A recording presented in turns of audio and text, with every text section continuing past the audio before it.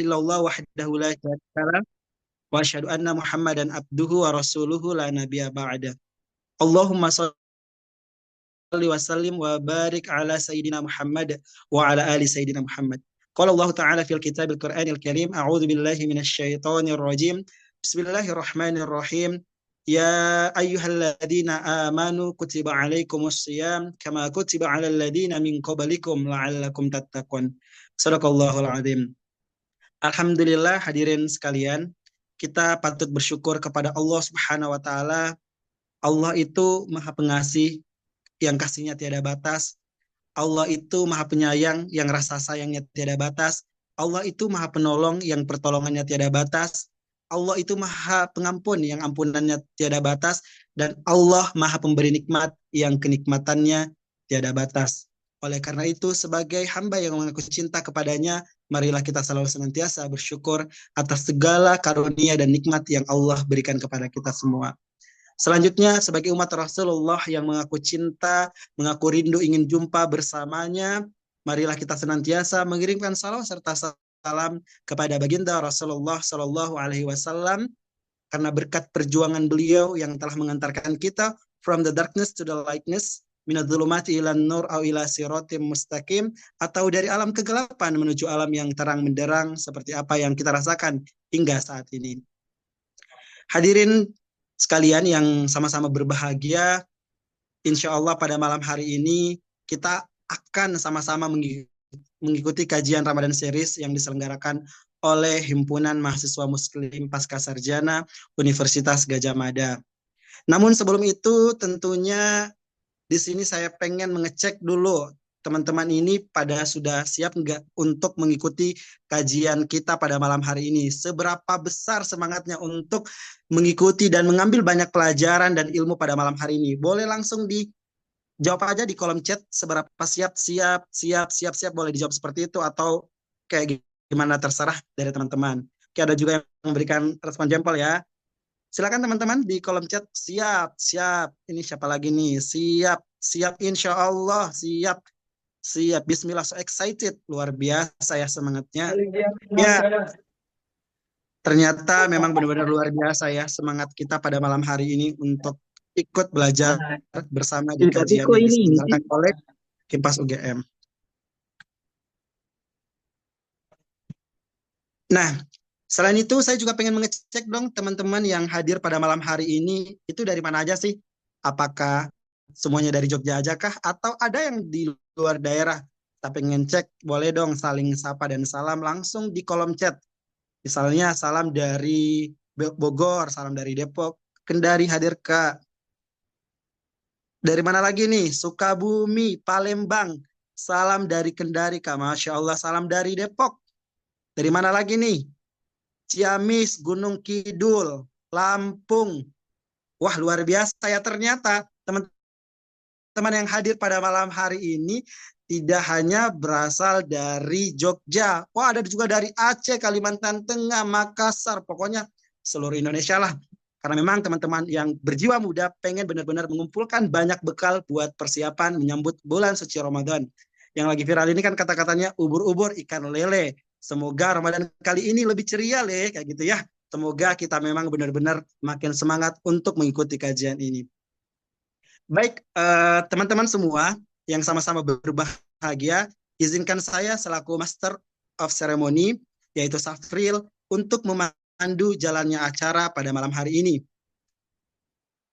Baik, untuk mengefisienkan waktu, izinkan saya untuk membacakan beberapa rangkaian acara yang akan berlangsung pada malam hari ini. Kegiatan ini bernama Kajian Ramadan Series dengan tema Fikih Puasa Muda, Ringan di Kepala, Berat di Pahala. Masya Allah, luar biasa banget ya temanya ya. Semoga dengan tema yang diangkat pada malam hari ini dan juga nanti materi yang bakalan kita terima akan menjadikan kita siap secara mental, secara fisik, secara hati, secara ilmu. Pokoknya bekalnya benar-benar luar biasa. Sehingga Ramadan ini tidak sekedar, atau kita tidak menganggap Ramadan ini sebagai beban, tapi akan menjadi sumber kekuatan. Siap semua teman-teman? Apakah kita udah siap mengikuti? Siap? Boleh dong langsung di komentar aja di kolom komentarnya ya. Siap nggak? Kita mulai nggak nih? Siap, luar biasa. Siap. Pakai X ya. Siap. Aduh, luar biasa banget nih semangatnya. Oke, teman-teman. Adapun rangkaian acara yang bakalan berlangsung pada malam hari ini. Yang pertama, pembukaan sebagaimana yang telah berlangsung. Baik teman-teman semua atau hadirin yang berbahagia, untuk membuka kegiatan kita pada malam hari ini atau untuk lebih berkahnya kegiatan kita, maka mari kita sama-sama membukanya dengan melafazkan basmalah. Bismillahirrahmanirrahim. Kemudian acara berikutnya, marilah kita sama-sama mendengarkan lantunan ayat suci Al-Quran yang akan dilantunkan oleh Saudara Muhammad Rahmadi. Kepada beliau kami persilakan. Baik, terima kasih kepada MC. Bismillahirrahmanirrahim. Assalamualaikum warahmatullahi wabarakatuh. Waalaikumsalam warahmatullahi wabarakatuh. Waalaikumsalam warahmatullahi wabarakatuh. أعوذ بالله من الشيطان الرجيم. بسم الله الرحمن الرحيم.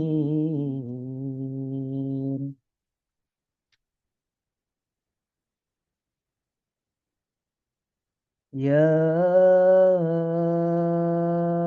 أيها الذين آمنوا كتب عليكم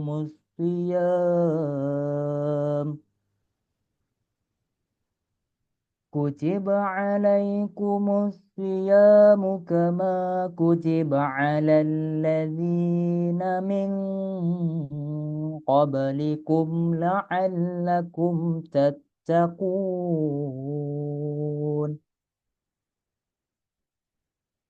أياما معدودات فمن كان منكم مريضا أو على سفر فعدة من أيام أخر وعلى الذين يطيقونه فدية طعام مسكين فمن تطوع خيرا فهو خير له وأن تصوموا خير لكم إن كنتم تعلمون شهر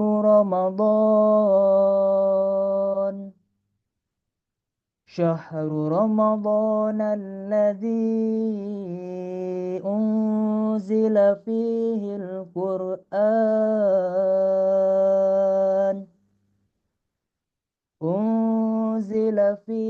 القرآن هدى للناس وبينات من الهدى والفرقان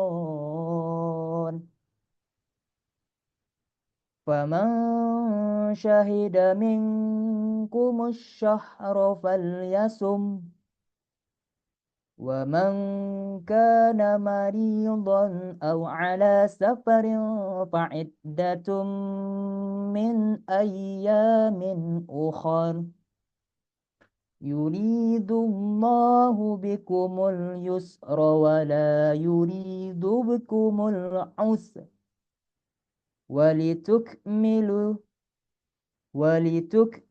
العدة ولتكبروا الله على ما هداكم ولعلكم تشكرون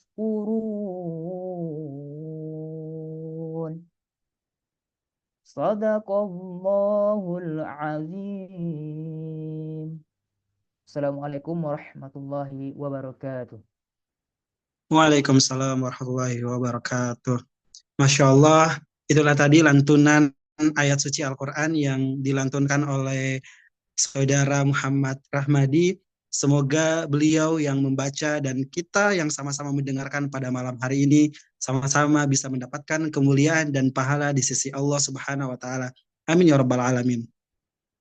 Baik, selanjutnya kita beralih ke acara berikutnya, yaitu sambutan Ketua Umum Himpunan Mahasiswa Muslim Pasca Sarjana atau Himpas UGM kepada Saudara Edi Purnomo. Kami persilakan.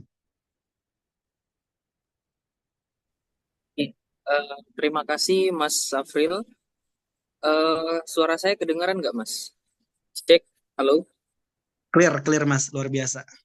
Oke, thank you Mas. Bismillah, Assalamualaikum warahmatullahi wabarakatuh. Waalaikumsalam warahmatullahi wabarakatuh. Alhamdulillahirrabbilalamin. Wassalatu wassalamu ala asrafil anbiya'i wal mursalin wa ala alihi wa sahbihi rasulillahi ajma'in. Asyhadu an la ilaha illallah wa asyhadu anna Muhammadar Rasulullah. Allahumma shalli ala sayyidina Muhammad wa ala ali Muhammad.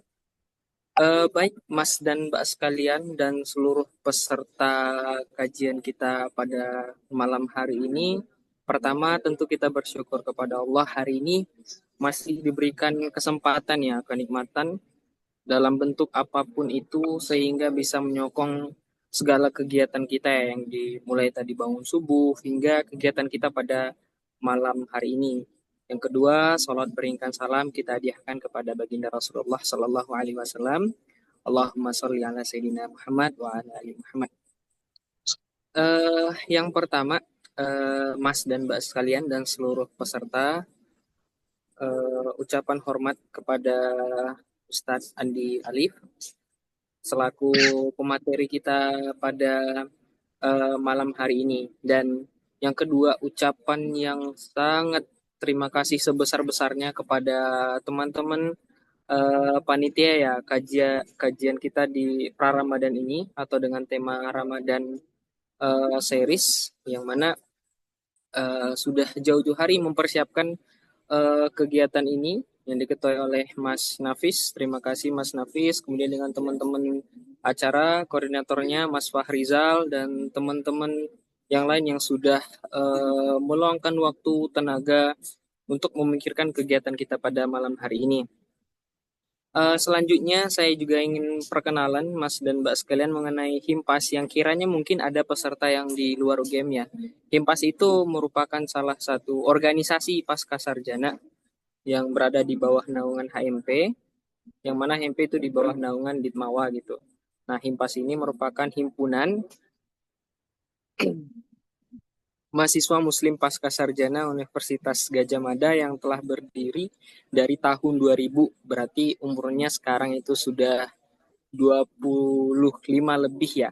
Nah, kira-kira seperti itu. Jadi memang basisnya itu adalah kegiatan Islami yang insya Allah nanti di Ramadan kita bakal ada 3 kajian yang diawali dengan kegiatan kajian pra-Ramadan yang fokusnya itu tentang fikih puasa.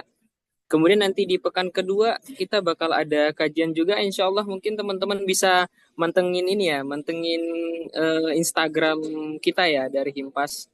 Insya Allah juga akan ada kajian yang berhubungan dengan kesehatan.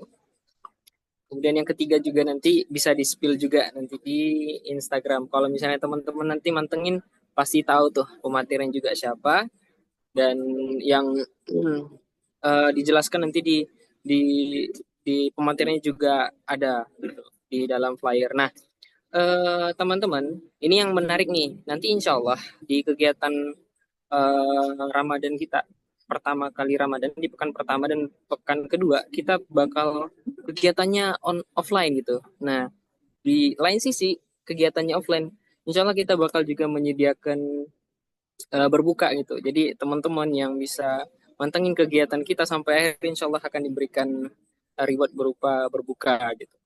Nah, kemudian yang terakhir, kegiatan Ramadan kita bakal ada santunan anak yatim.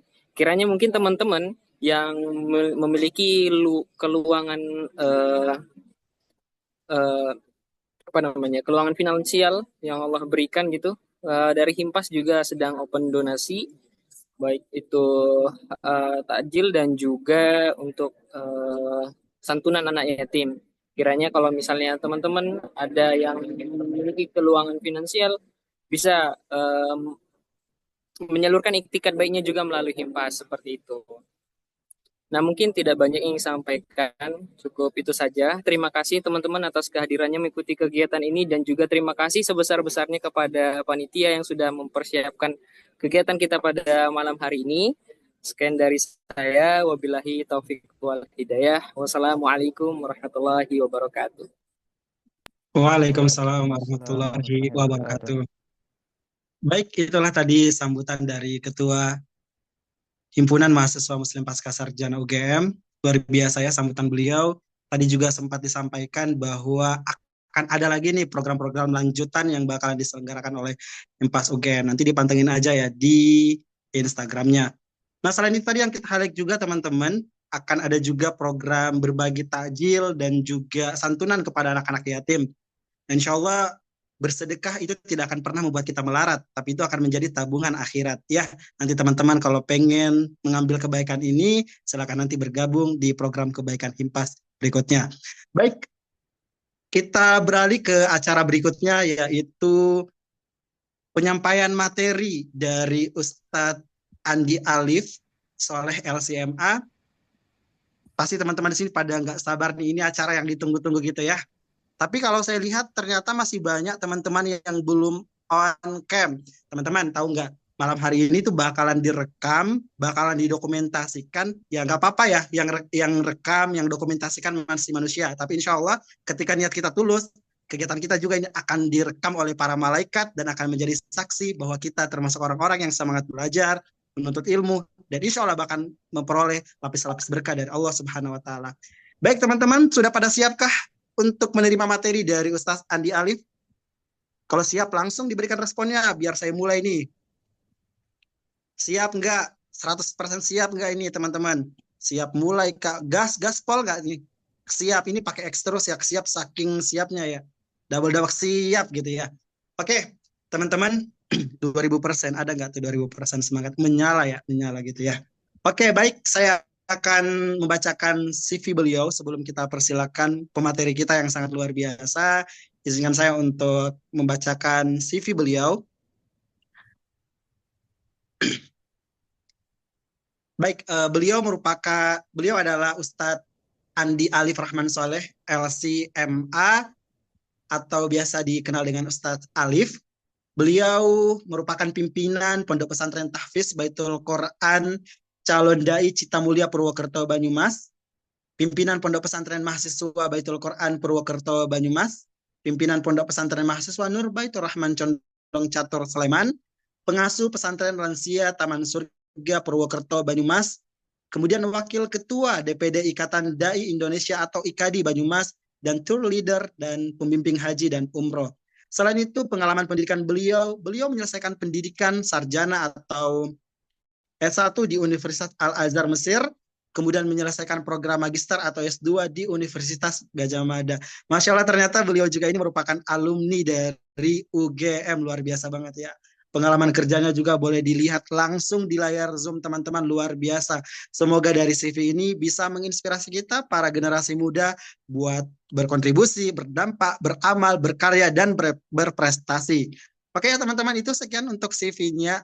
Tapi bukan sekian untuk materinya loh. Ini masih CV. Nanti bakalan langsung disajikan materi yang luar biasa dari beliau. Kita cek dulu. Assalamualaikum warahmatullahi wabarakatuh. Ustadz Andi Alif, apakah sudah bergabung? Assalamualaikum Ustadz. Waalaikumsalam warahmatullahi wabarakatuh. Suara saya terakses nggak ya? Luar biasa. Jelas Ustadz. Alhamdulillah. Waalaikumsalam. Suara saya terakses? Iya. Sudah nyambung Ustadz. Alhamdulillah. Ustadz, gimana kabarnya Ustadz? Alhamdulillahirrabbilalamin. Luar biasa, Allahu Akbar. Alhamdulillah. Luar biasa ya Ustadz ya. Memang benar-benar menunjukkan jiwa muda untuk para pemuda nanti nih yang nggak sabar mendengarkan langsung materi dari Ustadz. Oleh karena itu Ustadz, tanpa berlama-lama lagi karena teman-teman udah berhari-hari kayaknya nungguin Ustadz gitu, pengen dengar langsung materi fikih puasa muda, ringan di kepala, berat di pahala, karena masih banyak nih di antara kita kayak masih bingung ya, batal nggak puasanya, bisa nggak dilanjutin puasanya, amalan-amalan ini wajib nggak kita lakuin, sunnah nggak kita lakuin gitu. Jadi nanti langsung bakalan dikupas tuntas oleh Ustadz Andi Alif Soleh. Kepada beliau kami persilakan. Baik. Bismillahirrahmanirrahim. Ahyukum bi tahiyatil Islam wa tahiyati ahli jannah. Assalamualaikum warahmatullahi taala wabarakatuh. Alhamdulillahirabbil alamin. Waalaikumsalam. Waalaikumsalam warahmatullahi Wal wabarakatuh. muttaqin wal udwana illa 'alal zalimin. Salatu wassalamu ala asyrafil anbiya'i wal mursalin. Sayyidina Maulana Muhammadin wa ala alihi wa sahbihi ajmain wa man tabi'ahum bi ihsanin ila yaumiddin. Radina billahi rabba wa bil islami dina wa bi Muhammadin nabiyya wa rasula. Allahumma anfa'na bima 'allamtana wa 'allimna ma yanfa'una. Allahumma la sahla illa ma ja'altahu sahla wa anta taj'alus sa'ba idza syi'ta sahla. Rabbana hab lana min azwajina wa dhurriyyatina qurrata a'yun waj'alna lil muttaqina imama. Rabbana atina fid dunya hasanah wa fil akhirati hasanah wa qina adzabannar. Alhamdulillahirrabbilalamin. Allah Subhanahu wa Ta'ala memberikan kepada kita nikmat yang begitu banyak. Di antara nikmatnya adalah disampaikan kita di bulan Sya'ban, dan insya Allah sebentar lagi kita akan memasuki bulan suci Ramadan yang sedang kita nanti-nantikan. Oleh karena itu kita minta kepadanya agar kita disampaikan ke dalam bulan yang mulia. Allahumma barik lana fi Sya'ban wa ballighna Ramadan.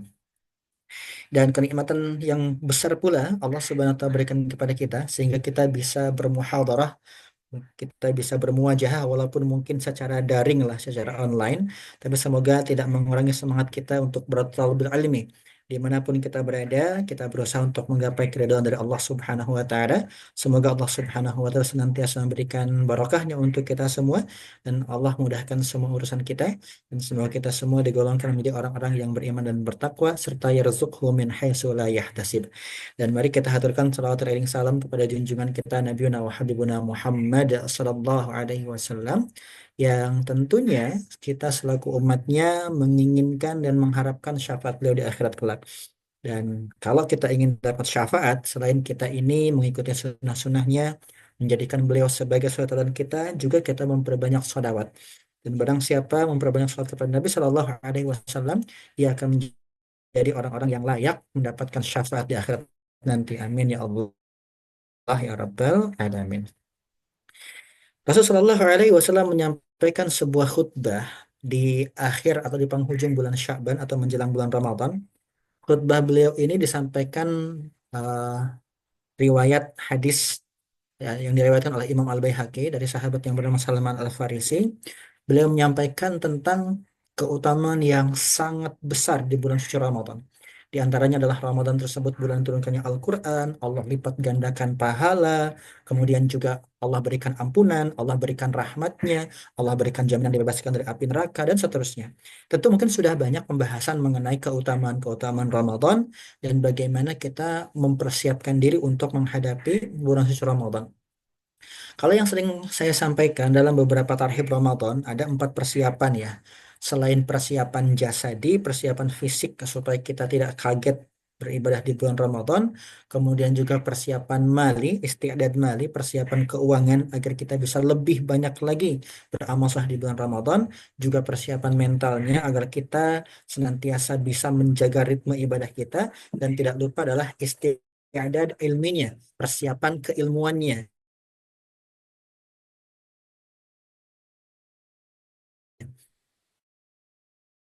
Kenapa ini penting? Karena dikatakan naumus shaim pun ibadah gitu. Tidurnya orang berpuasa pun itu merupakan suatu ibadah. Tapi memang harus dipahami dengan baik. Jangan sampai mentang-mentang ada hadis yang menyatakan tidurnya orang berpuasa itu ibadah, dari pagi sampai sore tidur terus. Ketika ditanya kamu lagi ngapain? Ya aku lagi ibadah, katanya kan tidur itu adalah ibadah. Iya sih, tidur itu bisa dikatakan ibadah ketika memang diniatkan untuk ibadah. Karena tidur itu merupakan perkara mubah. Daripada gunjing orang, daripada melakukan hal-hal yang tidak bermanfaat, mendingan tidur deh. Nah, itu niatnya ibadah.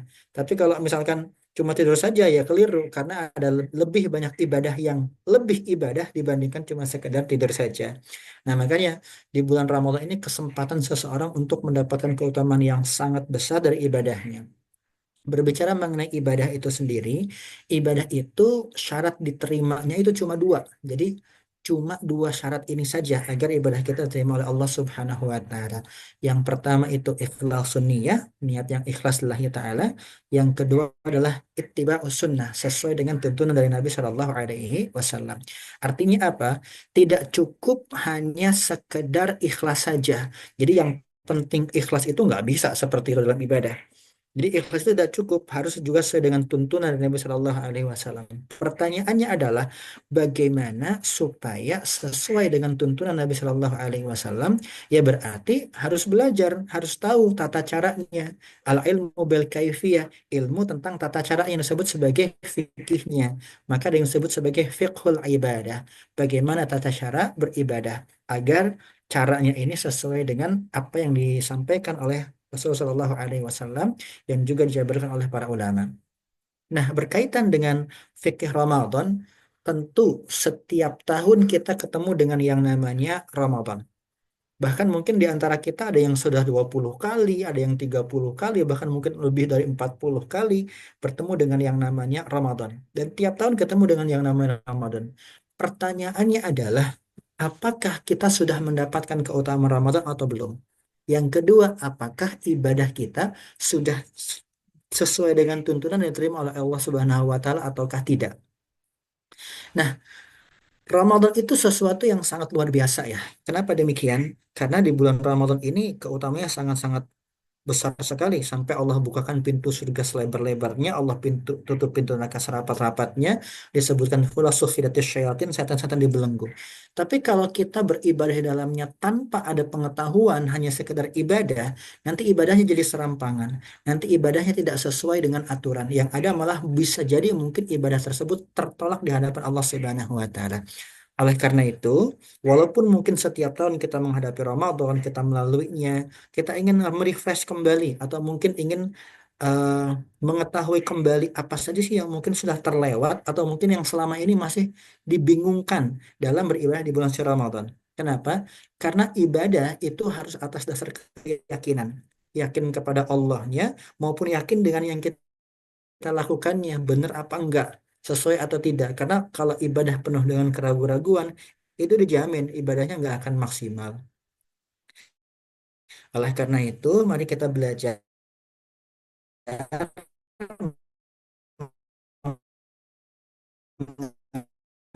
mengenai fikih singkat ya, mengenai fikih Ramadan. Karena kalau kita agak terlambat juga, tadi ada kajian rutin di salah satu masjid. Kebetulan masjid cukup jauh juga dari rumah, jadi butuh waktu perjalanan. Tapi semoga waktu menunggu antum jadi waktu yang diberkahi Allah Subhanahu wa taala.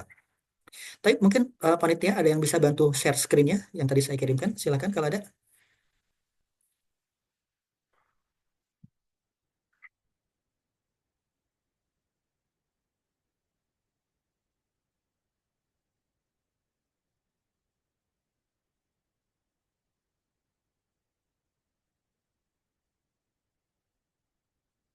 Sudah ada yang bisa share screen?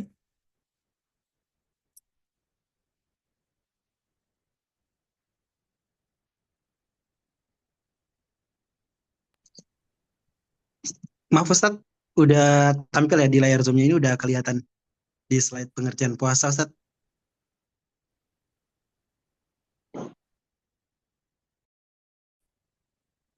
Dan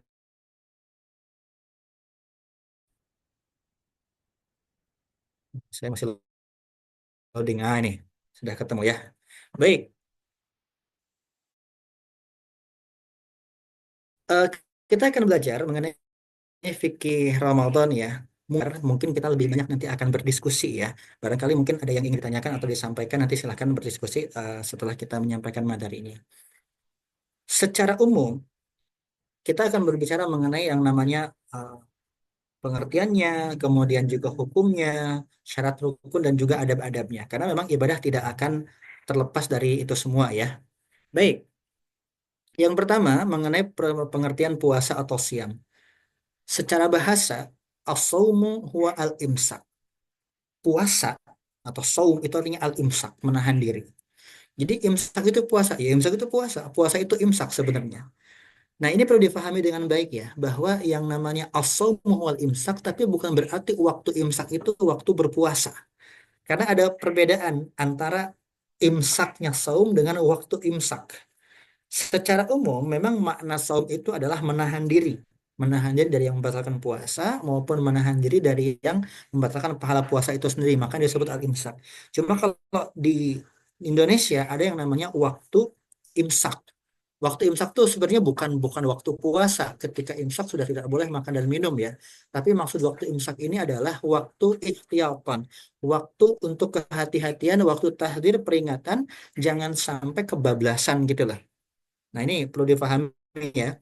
Mana dari puasa adalah al-imsak dalam artian menahan diri dari segala sesuatu yang membatalkan puasa itu sendiri maupun membatalkan pahala puasa. Ketentuannya adalah min tulu'il fajri ila ghurubis syamsi, dari terbit matahari sampai dengan terbenamnya matahari.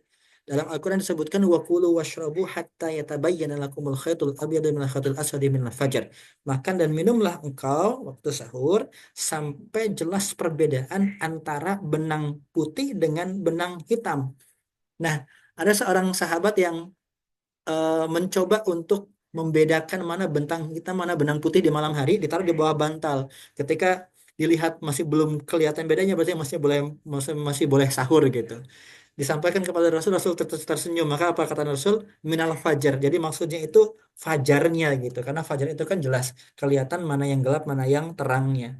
Jadi termasuk di antara ketentuan puasa itu adalah puasa dimulai dari subuh, dan subuh itu tandanya adalah adzan subuh.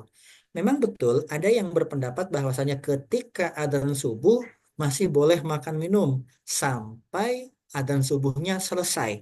Cuma kalau saya tidak mengambil pendapat yang ini, kenapa? Pendapat ini agak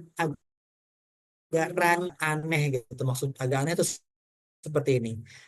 Kan yang namanya waktu subuh itu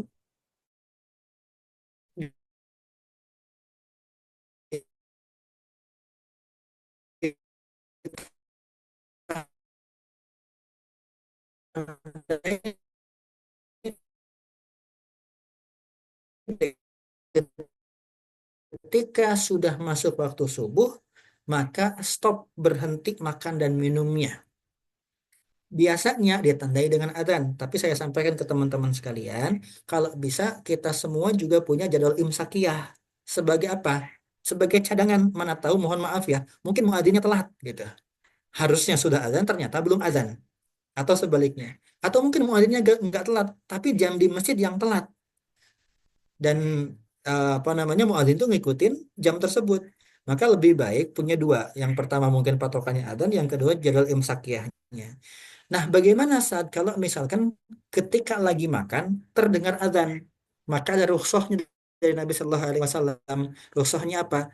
Yang di mulut itu silahkan telan, nggak usah dilepeh gitu loh. Kalau ternyata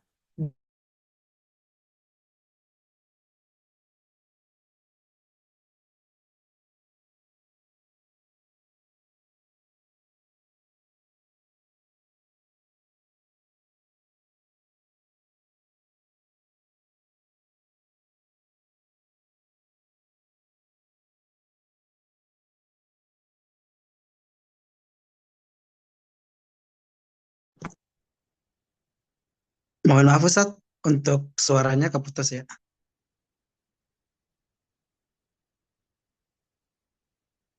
Mungkin jaringan beliau ya. Di teman-teman juga putus ya. Iya, Kak. eh, keluar ya, sudah Oke, Ustaz. terakhir lagi suara saya. Sekarang udah jelas, Ustaz. Tadi putus. Sudah Sempat jelas ya. putus. Apa tadi mungkin masalah koneksi nih. Baik, intinya pada bulan Ramadan diwajibkan untuk berpuasa dan diwajibkan mulai pada tahun 2 Hijriah ya, atau setelah Nabi Shallallahu Alaihi Wasallam hijrah ke Madinah. Dan Nabi Shallallahu Alaihi Wasallam itu sempat berpuasa 9 kali dari tahun kedua itu sendiri sampai tahun ke 10 Hijriah. Baik, next slide-nya.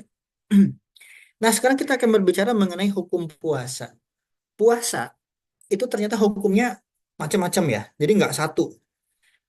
Ada yang wajib, ada yang sunnah, ada yang haram. Kalau puasa wajib itu ada 4 kategori. Yang pertama jelas puasa Ramadan. Kutiba alaikumusyamu kama kutiba ala alladziina min qablikum la'allakum tattaqun. Yang kedua adalah puasa qadha. Qadha itu apa? Puasa pengganti. Ayyaman ma'dudat. Faman kana minkum maridun aw ala safarin fa'iddatum min ayyamin ukhra. Oleh karena menggantikan yang wajib, maka status qadha ini pun ikut wajib. Jadi qadha Ramadan itu hukumnya wajib. Nanti ada ketentuan seperti ini. Dalam qada Ramadan itu diwajibkan juga berniat dari sebelum subuh dan tidak boleh dibatalkan kecuali ada uzur syar'i, sama seperti ketika berpuasa di bulan Ramadan. Karena qada Ramadan itu hakikatnya adalah puasa Ramadan yang dilaksanakan setelah bulan suci Ramadan. Kemudian ada lagi yang namanya puasa kafarat. Kafarat ini adalah kalau bahasa kita mungkin puasa denda ya, atas pelanggaran. Seperti halnya kafaratul yamin, denda karena melanggar sumpah. Atau misalkan kafaratul zihar. Atau misalkan kafarah karena berhubungan suami istri di bulan suci Ramadan. Nanti kita jelaskan dalam pembatal-pembatal puasa. Termasuk di antaranya yang wajib adalah puasa nazar. Ketika seorang sudah menazarkan sesuatu berupa puasa, maka ketika sudah terjadi apa yang dinazarkan tersebut, maka puasanya menjadi wajib. Contoh misalkan, saya kalau lulus ujian, saya akan berpuasa 3 hari berturut-turut. Nah, berarti 3 hari berturut-turut itu menjadi wajib untuk dia laksanakan. Ini namanya puasa wajib. Kalau puasa sunnah itu banyak ya, Senin Kamis, atau puasa Ayamul Bid, atau misalkan puasa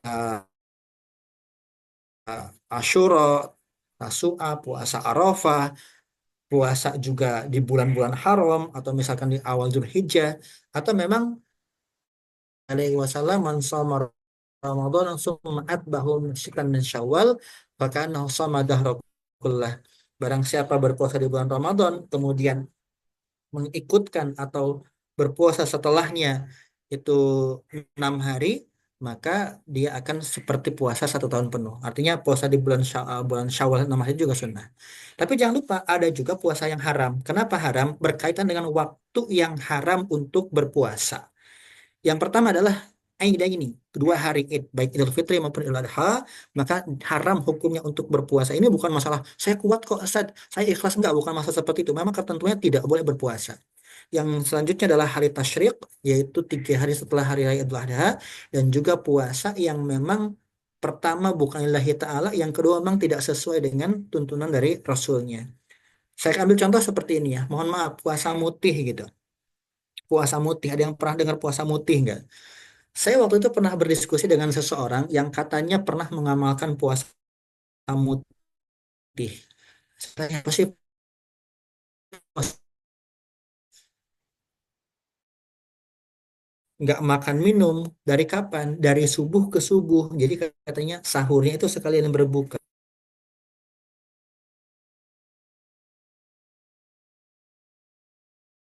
Dia juga lauknya yang putih aja. Eh, Kalaupun ada sayur-sayuran harus yang putih-putih lobak misalkan gitu. Kemudian bumbunya yang putih kayak misalkan garam, kalau merica tuh nggak boleh. Jadi pokoknya yang putih-putih dan makannya cuma segenggam katanya. Segenggam ketika sahur sekaligus berbuka. Kalau bisa pakai pakaian yang putih. Terus saya tanya, berapa lama puasanya? Tergantung mas katanya. Ada yang 3 hari berturut-turut, ada yang 7 hari, ada yang 40 hari, bahkan ada yang 3 bulan. Saya bilang buat apa sih puasa putih kayak gitu? Orang itu bilang ya biar tergantung tujuannya, tapi rata-rata biar enteng jodohnya, katanya biar gampang jodohnya. Terus saya tanya, kamu udah dapat jodoh belum? Udah punya istri belum? Belum katanya. Lalu udah puasa mutih itu. Saya bilang kalau pengen dapat jodoh jangan puasa mutih. Terus ngapain mas? Saya bilang bawa mercy putih itu lebih cepat dapat jodohnya. Jadi puasa itu yang sesuai dengan tuntunan saja lah gitu. Yang disunahkan maupun yang diwajibkan. Yang selain itu jangan dilaksanakan karena itu bisa berujung dengan yang namanya kesesatan maupun dosa. Oke, next. Setelah hukum puasa. Nah, sekarang syarat-syarat puasa ya. Syarat itu dibagi menjadi 2. Ada syarat wajib dan juga ada syarat sah. Syarat wajib itu adalah ketika kita sudah terpenuhi syarat-syarat ini, maka wajib bagi kita untuk berpuasa. Dalam kitab Matan Syarah Ghaiyah wa Taqrib, tulisannya Abu Syuja, disebutkan bahwasanya al-Islamu wal bulughu wal aqlu wal qudratu ala shaumi. Jadi dia itu seorang muslim, dia itu sudah balik, kemudian dia juga berakal dan dia itu mampu untuk berpuasa. Jadi ada kata-kata mampu untuk berpuasa. Kalau sholat itu enggak. Kalau sholat itu cuma 3. Muslim, balik, akil. Tapi kalau yang namanya puasa itu ada kata-kata mampu untuk berpuasa. Maka di sini dikecualikan bagi yang tidak mampu, seperti halnya orang-orang yang sakit dan seterusnya, itu tidak wajib untuk berpuasa. Kemudian syarat sahnya, artinya sah atau tidak dia itu berpuasa maka ditentukan dengan syaratnya ini. Oke, dia wajib untuk berpuasa seorang mukallaf dan juga mampu. Cuma sah atau enggak tergantung dengan hal ini.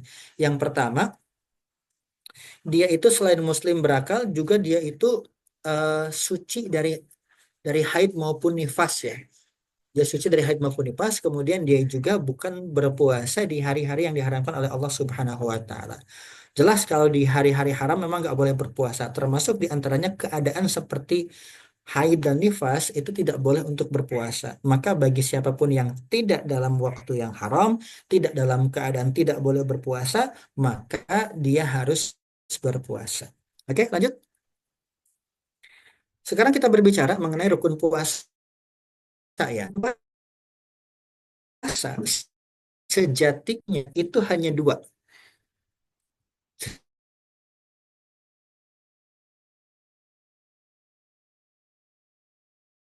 Ini menahan diri. Nah, ini bisa dilihat dari chartnya ya, bahwa ada puasa sunnah, ada puasa wajib. Ketentuannya seperti ini. Kalau puasa wajib, dia niatnya itu harus dilaksanakan sebelum masuk waktu puasa atau sebelum masuk waktu subuh. Harus sebelum subuh. Tidak boleh kelewat. Kenapa demikian? Karena barang siapa yang tidak berniat pada malam hari, kata Nabi Shallallahu Alaihi Wasallam, untuk puasa Ramadan, maka dia tidak ada puasa baginya, tidak sah puasanya. Artinya apa? Niat ini harus disampaikan, harus dibacakan, harus diucapkan, pokoknya harus ada dia sebelum waktu subuh. Ini khusus untuk puasa yang wajib, terutama puasa Ramadan. Dia sebelum subuh. Entah itu ketika sahur, atau mungkin biasanya ketika tarawih dibaca bersama, atau mungkin bahkan setelah kita berbuka langsung niat berpuasa pun nggak jadi masalah. Tapi harus niat ini harus ada sebelum subuh. Dan para ulama berpendapat, pendapat yang paling kuat adalah niatnya setiap hari. Ada sih yang berpendapat bahwa niat 1 kali untuk 1 bulan, ada pendapat seperti itu. Tapi setahu saya pendapatnya lemah. Bulanan. Belum tentu hari ini batal, besok nggak batal gitu loh. Jadi puasa itu harian. Makanya niatnya pun harian. Dan niatnya harus sebelum waktu subuh. Berbeda dengan saum sunnah. Kalau saum sunnah itu niatnya boleh nyusul. Dalilnya apa? Nabi itu pernah bertanya kepada Aisyah di pagi hari menjelang siang, wahai Aisyah, ada nggak yang bisa kita makan hari ini?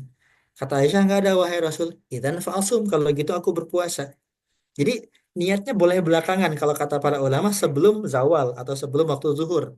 Jadi boleh nyusul niat puasa sunnah dengan catatan dia itu belum makan minum sampai dia berniat itu. Dari waktu subuh sampai dia berniat itu belum makan minum. Lah kalau udah makan minum enak banget ya. Terus niat. Misalkan jam 10 udah makan seblak gitu. Jam 11 udah kenyang, tiba-tiba niat puasa enak banget gitu puasanya, cuma sebentar udah gitu kenyang lagi sebelumnya. Jadi untuk puasa sunnah boleh nyusul, untuk puasa wajib niatnya harus di awal gitu ya.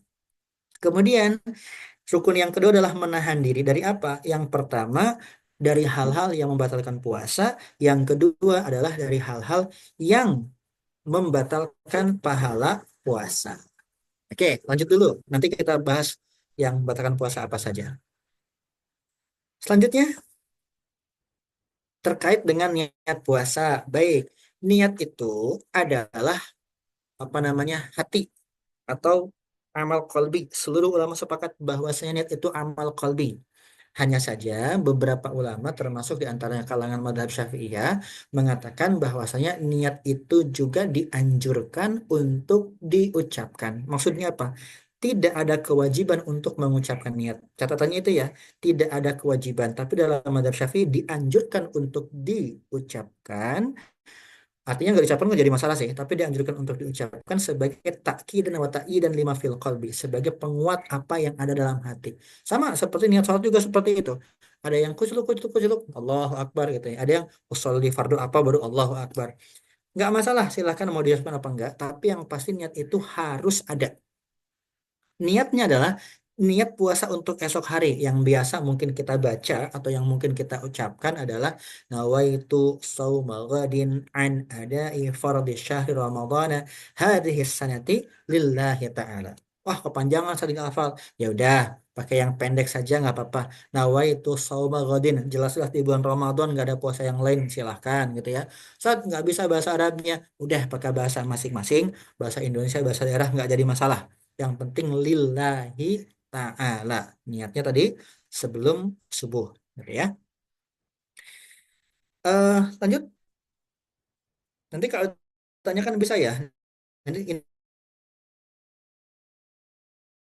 ini kita sampaikan terlebih dahulu secara umum.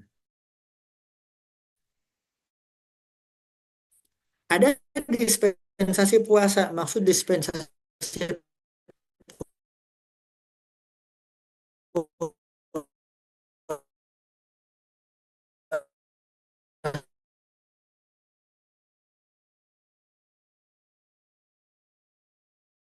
dan yang ketiga itu tidak kuat untuk berpuasa.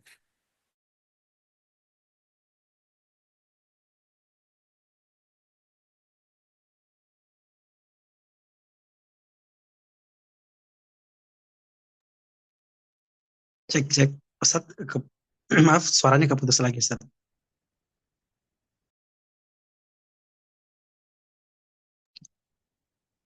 Jaringan beliau ini ya, stabil teman-teman. Kita tunggu lagi ya.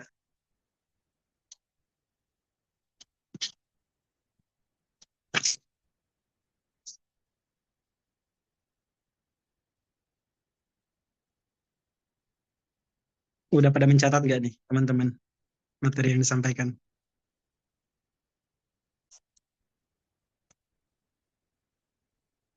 Catat materinya bukan karena untuk memenangkan challenge-nya ya, tapi benar-benar buat bekal Ramadan. Baik, sudah masuk lagi ya. Apa nih? Koneksinya Alhamdulillah, Ustaz. kayaknya kena gangguan ini.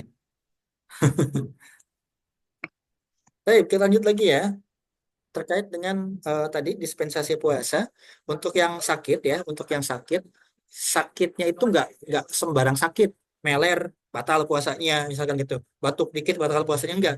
Jadi sakitnya itu kategori sakit yang parah atau ketika dia itu puasa sakitnya tambah parah ya, atau dalam keadaan pengobatan yang mau nggak mau harus makan dan minum di waktu berpuasa. Nah, itu dikategorikan sebagai sakit yang boleh untuk tidak berpuasa. Kemudian untuk safar, bepergian, ya disebut safar itu ada batas minimalnya. Kalau dalam madhab Syafi'i itu sekitar 16 farsakh ya, atau sekitar 87, sekian kilometer, diberikan jadi 90 kilometer. Jadi kalau misalkan antum bepergian dari UGM ke UNY, itu nggak dikatakan safar ya. Itu cuma mampir ke tetangga namanya. Di safar itu ada ketentuannya. Nah, orang yang safar itu boleh untuk tidak berpuasa, walaupun dia nggak sakit, walaupun safarnya mudah. Karena ilah dari safar itu adalah apa? Adalah jarak. Selama jarak tempuhnya sudah mencukupi, maka dia dikatakan seorang musafir. Walaupun di akhir ayat dikatakan wa antasumu khairul lakum in kuntum ta'lamun. Bagi yang safar ini, kalau misalkan masih mampu untuk berpuasa, maka lebih baik untuk berpuasa. Walaupun dia boleh untuk tidak berpuasa. Yang ketiga adalah wa 'alal ladzina yutiqunahu, bagi yang tidak mampu untuk berpuasa. Seperti orang yang sudah sangat sepuh gitu ya. Atau misalkan orang yang dia itu sakitnya tidak diharapkan kesembuhannya atau sulit untuk sembuh. Atau misalkan wanita hamil dan juga menyusui, itu boleh untuk tidak berpuasa. Termasuk diantaranya anak kecil itu boleh untuk tidak berpuasa. Karena bagi mereka puasa itu belum wajib hukumnya. Tapi lanjut dulu, silakan. Nah, sekarang kita berbicara mengenai anjuran untuk berpuasa ya. Puasa itu wajib menahan diri. Nah, anjurannya apa? Yang pertama itu adalah takhirus sahur, mengakhirkan sahur. Jadi Nabi itu menganjurkan kepada kita untuk sahurnya itu mendekati subuh atau mepet subuh. Jangan sahurnya terlalu malam, misalkan saya sahur jam 1 malam saat gitu. Enggak, sunnahnya itu mendekati subuh. Ini bukan masalah kuat apa enggaknya ya, tapi sunnahnya itu mendekati subuh. Jadi memang eh, Nabi Shallallahu Alaihi Wasallam juga mengajarkan kepada kita untuk sahur itu ya jangan jauh-jauh dari subuh. Kalau jauh-jauh dari subuh, misalkan tengah malam sahur, nanti jam 6 udah lapar lagi tuh, gitu. Dan memang ada keberkahan tersendiri ya di waktu sahur tersebut. Kemudian yang kedua adalah ta'jil fitri, menyegerakan berbuka. Dalam hadis Nabi Shallallahu Alaihi Wasallam bersabda Nabi Shallallahu Alaihi Wasallam disebutkan bahwasanya berbuka terlebih dahulu dengan beberapa butir kurma, baru kemudian beliau itu sholat. Lagi-lagi ini bukan masalah kuat apa enggaknya. Saya kuat saat nanti kalau saya buka saya habis taraweh, enggak, bukan masalah kuat apa enggaknya, tapi sesuai dengan tuntunannya. Dan ketika waktu berbuka sudah tiba atau mungkin ada yang berkumandang, segeralah berbuka walaupun dengan seteguk air, walaupun dengan sebutir kurma, dan manfaatkan waktu dengan sebaik-baiknya untuk berdoa, karena di antara waktu yang mustajab untuk dijabah doa adalah ketika seseorang itu berbuka puasa. Yang ketiga adalah memperbanyak membaca Al-Quran. Bahkan dalam hadis Nabi Shallallahu Alaihi Wasallam disebutkan bahwasanya paling tidak kita itu bisa khatam minimal sekali dalam 1 bulan di bulan suci Ramadan. Minimalnya sekali lah kalau bisa. Syukur-syukur bisa lebih dari itu ya, 2 kali, 3 kali luar biasa. Dan dianjurkan untuk memperbanyak tilawah Al-Quran, juga memperbanyak tadabur ya, serta mempelajari Al-Quran itu sendiri. Kemudian juga dianjurkan untuk memperbanyak sedekah. Bagaimana tidak, amalan sedekah di hari-hari biasa saja itu selain Ramadan ya, itu dikalikan sampai 700 kali lipat, bahkan lebih dari itu. Dalam surat Al-Baqarah disebutkan demikian. Masalul ladzina yunfiquna amwalahum fi sabilillahi kamasali habbatin ambatat sab'a sanabila fi kulli sunbulatin mi'atu habbah wallahu yudha'ifu man yasha wallahu wasi'un alim. Apalagi di bulan Ramadan, pasti pahalanya lebih besar lagi. Dan juga ternyata kita dianjurkan untuk menjaga lisan. Nabi Shallallahu Alaihi Wasallam bersabda, "Man lam tanhahu saumuhu an qawli zur fala siyama lahu." Barang siapa yang puasanya tidak mencegah dia dari mengucapkan kata-kata kotor, dia mengucapkan kata-kata yang tidak baik, maka dia tidak akan mendapatkan apa-apa dari puasanya. Makanya wajar Nabi Shallallahu Alaihi Wasallam bersabda, "Rubba sha'iman laisa lahu min shiyamihi illal ju' wal atash." Betapa banyak orang yang berpuasa nggak dapat apa-apa dari puasanya kecuali lapar dan haus saja. Kenapa? Di antaranya tidak bisa untuk menjaga lisannya. Baik, lanjut dulu. Sahur yang sudah kita sampaikan, nanti silakan di-share materinya, bisa dibaca sendiri. Lanjut lagi. Oke, durasi malam nanti bisa dibaca sendiri. Lanjut lagi. Anjuran waktu sahur juga sudah kita sampaikan, lebih lengkapnya dibaca sendiri. Untuk iftar juga udah kita ini ya sampaikan. Nah, lanjut lagi. Oke, stop di sini pembatal puasa. Ada 2 pembatal ya. Ada pembatal puasa atau ibadah puasa, ada pembatal pahala puasa. Yang ditampilkan di sini itu ada 4 ya. Sejatinya kurang lebih ada 10 yang dapat membatalkan puasa. Ini harus kita ketahui bersama. Jadi kita tahu apa yang membatalkan, nanti apa yang tidak membatalkan. Dalam tadi kita sebutkan matan Ghayah wa Takrib ya, karya Abu Syuja disebutkan bahwasannya yang membatalkan puasa adalah ma wasala amdan ilal jawfi aw ra'si wal huknatu fi ahadis sabilaini wal qayu amdan wal wadu amdan fil farji wal inzalu an mubasyarah wal haidu wan nifas wal junun wariddah. Apa saja yang membatalkan puasa? Yang pertama, yang sampai ke dalam tenggorokan. Minal jaufi aw ra'si, yang sampai ke dalam tenggorokan atau melewati tenggorokan sampai ke dalam perut, yang dia itu pertama melewati jalan yang sengaja atau jalan yang biasa, dengan sengaja melewati jalan yang biasa. Yang biasa itu apa? Mulut. Ini jalan yang biasa. Berarti apa? Makan, minum dengan sengaja itu membatalkan puasa. Ustaz, bagaimana kalau nggak sengaja? Ya nggak batal. Ustaz, ada orang makan gorengan lagi puasa gitu. Tapi dia lupa kalau lagi puasa, batal nggak? Nggak batal. Tapi kenyang, Ustaz. Ya, alhamdulillah kalau seperti itu berarti. Jadi dengan sengaja dia makan dan minum, memasukkan suatu benda padat maupun cair melewati kerongkongannya, maka itu membatalkan puasa. Amdan. Termasuk diantaranya awir roksi, masuk dengan sengaja lewat lubang kepala, telinga, hidung, atau mungkin mata gitu ya, masuk dengan sengaja, maka itu dapat membatalkan puasa. Termasuk diantaranya adalah al-huknatu fi ahadis sabila ini, memasukkan sesuatu lewat 2 jalur. Maksudnya lewat 2 jalan, jalan depan, jalan belakang. Jalan depan disebut sebagai kubur, jalan belakang disebut sebagai dubur. Pertanyaannya, emang ada seorang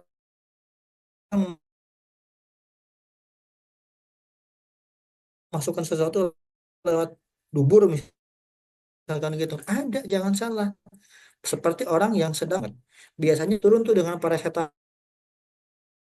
Nah, biasanya dikasih suatu obat penurun panas yang dimasukkan lewat dubur, dan kalau ambil itu artinya muntah dengan sengaja. Apa yang dimaksud dengan muntah dengan sengaja? Ya mungkin dikorek-korek mulutnya atau dimual-mualin gitu sehingga dia menjadi muntah dan sengaja muntahnya.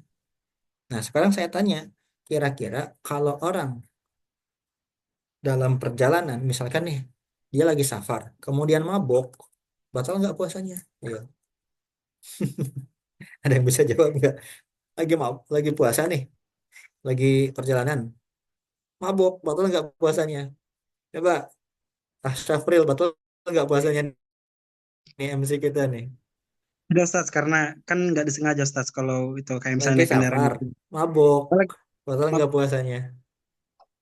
Mabuknya itu dalam ini ya Ustaz, kayak misalnya kendaraan gitu ya.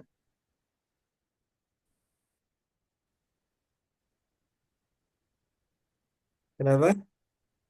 Mabuknya ini karena di kendaraan ya, safar, naik kendaraan terus mabuk terus muntah gitu ya Ustaz ya. Yang dia minum minuman keras, ya batal. Ya bukan Oh itu iya. Ustaz, maksudnya mabok perjalanan. Oke, sekarang saya tanya, orang kalau lagi safar, kemudian mabok perjalanan muntah, batal nggak puasanya? Ayo, Enggak, Ustadz, kenapa nggak batal? karena hal itu dilakukan secara tidak sengaja. Tapi kan safarnya sengaja. Gara-gara safar, mabok. Kalau nggak safar, nggak mabok. Tapi tadi Ustadz, apa ilatnya itu kan safar itu kan jarak ya. Oke, Terus hal itu kan sama aja misalnya seandainya orang safar udah di tengah perjalanan, terus mungkin misalnya istrinya nelpon pulang, udah sengaja misalnya mungkin menjama menjama apa? Menjama sholat gitu ya. Nah, hal-hal yang di oke. luar prediksi kan jatuhnya gitu, Ustadz. Nah, Jadi jadi kayak intinya masih orang masih orang masih mabok sah perjalanan batal menurut apa saya enggak? sih masih sah. Masih sah Masih sah. puasanya Ustadz. Ya. Baik, saya sampaikan ya, dalam ilmu fikih, orang lagi puasa, kemudian safar, mabok perjalanan, kemudian muntah, batal puasanya. Batal puasanya. Kalau habis muntah, minum teh anget, plus nasi padang masuk semua. Nah, itu batal puasanya. Jadi, jadi muntah itu nggak membatalkan puasa, gitu kan? Karena memang betul nggak sengaja. Cuma habis muntahnya itu bikin batal biasanya. Ini kan ilmu harus tahu nih. Tahu yang membatalkan, nanti akan tahu yang tidak membatalkan. Termasuk nanti akan muncul pertanyaan tuh, Ustaz boleh nggak sikat gigi pakai odol yang ada rasa stroberinya, Ustaz? Nah, itu batal nggak tuh? Nggak batal, kecuali antum telan odol-odol sama sikat-sikatnya itu baru batal gitu. Jadi yang membatalkan puasa di antaranya masuk lewat kerongkongan dengan sengaja gitu ya, baik jalur yang biasa maupun tidak biasa, kemudian juga memasukkan sesuatu ke dalam dua jalan, muntah dengan sengaja. Apalagi yang membatalkan puasa, wal wat'u amdan fil farji. Berhubungan suami istri. Mohon maaf ya, fil farji dalam artian iltiqaul khitana ini bertemunya dua alat kelamin. Amdan secara sengaja. Emang ada saat orang berhubungan suami istri tanpa sengaja? Kayaknya sengaja semua sih kalau berhubungan suami istri ya. Tapi yang dilaksanakan pada siang Ramadan. Lagi puasa. Kalau nggak puasa sih nggak apa-apa, malamnya nggak apa-apa. Uhilla lakum lailatul siyami rafasu ila nisaikum. Cuma masalahnya ini pas lagi puasa, maka bukan cuma dia itu harus mengkodok karena batal puasanya, tapi juga kafaroh nih kita semput kita sampaikan ya. Dendanya, kafarohnya dia harus membebaskan budak. Nggak ada budaknya zaman sekarang. Ya sudah, kalau gitu denda selanjutnya yaitu adalah puasa 2 bulan, baru antum batal, antum ulangi lagi dari awal, itu namanya 2 bulan berturut-turut. Nggak sanggup Ustaz, kalau gitu beri makan 60 orang miskin, setiap satu orang miskin 1 porsi makan atau 1 mud. Pernah ada kejadian di zaman Nabi Shallallahu Alaihi Wasallam, ada bapak-bapak parubaya datang kepada Nabi, kata bapak-bapak ini, ya Rasulullah laqad halaktu, Wahai Rasulullah, celaka aku nih. Kata Rasulullah, "Ma tuhlikuka, apa yang membuat kamu celaka?" Maka bapak-bapak ini mengatakan bahwasanya ataitu zaujati wa ana shaim. Aku mendatangi istriku padahal aku sedang berpuasa. Jadi melakukan hubungan suami istri padahal lagi puasa Ramadan. Maka apa kata Nabi Shallallahu Alaihi Wasallam? Fa'alaika bi'itqi raqabah. Maka kamu harus membebaskan seorang budak. Kata bapak ini, saya nggak sanggup, Wahai Rasul, saya nggak punya uang. Kalau gitu, kata Nabi, fa'alaika bisiyami syahraini mutatabi'aini. Kalau gitu kamu wajib berpuasa. Ya Rasul, jangankan 2 bulan, sebulan aja jebol gitu, apalagi 2 bulan nggak sanggup gitu. Ya sudah, kata Rasulullah SAW, kamu memberi makan 60 orang miskin. Wah Rasul, jangankan ngasih makan orang miskin, buat makan sehari-hari aja susah kami, katanya kan gitu. Ya udah, kata Nabi, gini aja deh, kata Nabi, nih saya punya kurma, kamu sedekahkan atas namamu untuk orang paling miskin di kampungmu. Apa kata bapak ini? Saya ini orang paling miskin, wahai Rasul. Maka kata Rasulullah, udah kamu aja makan sendiri sana kurmanya. Jadi mohon maaf ya bahasanya. Udah miskin bertingkah lagi gitu. Jadi udah nggak sanggup ini itu, ya akhirnya udah kata Rasul nggak apa-apa. Tapi hati-hati nih. Terutama bagi yang sudah berkeluarga. Sabar. Nanti kalau berhubungan suami istri habis buka puasa gitu ya. Kalau belum buka puasa nggak boleh berhubungan suami istri, hukumannya berat. Apalagi al-inzal an mubasyarah, yang membatalkan puasa adalah al-inzal itu artinya istimna ya, atau mengeluarkan mani dengan masturbasi ataupun onani bahasanya. Masih terdengar suara saya? Aman Ustaz. Aman ya? Soalnya di saya nge-freeze ini. Baik. Jadi eh, istimna ya, onani atau masturbasi itu ya, dia itu membatalkan puasa. Jadi mohon maaf, keluar mani itu kan nggak mesti berhubungan suami istri. Ketika dilakukan dengan sengaja, maka dia itu batal puasanya. Saat bagaimana kalau tidak sengaja, seperti ihtilam. Ihtilam itu adalah mimpi basah misalkan gitu ya. Nah itu videonya nge-freeze. Coba. Tak matikan dulu videonya. Nah kan, videonya nggak bisa dimatiin.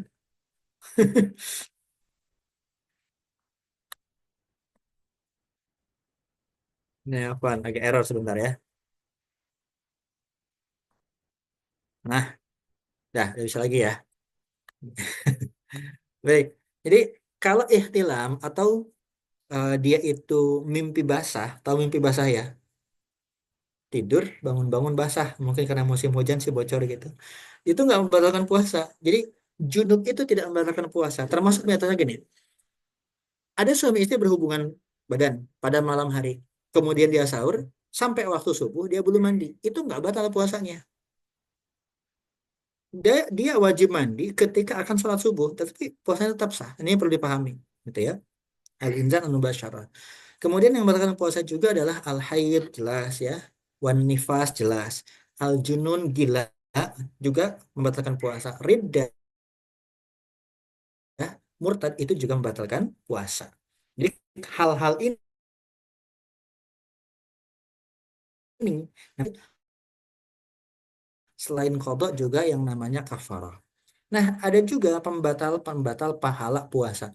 Puasanya nggak batal, Mas, Mbak. Puasanya nggak batal. Dari subuh sampai maghrib dia nggak batal puasanya, nggak makan minum.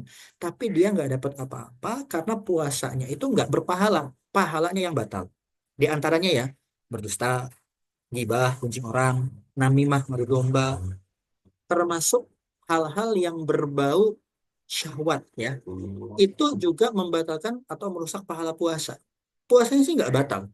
Mohon maaf ya, misalkan Victor nih, tahu Victor, pikiran kotor misalkan gitu ya, atau membayangkan sesuatu yang tidak halal gitu.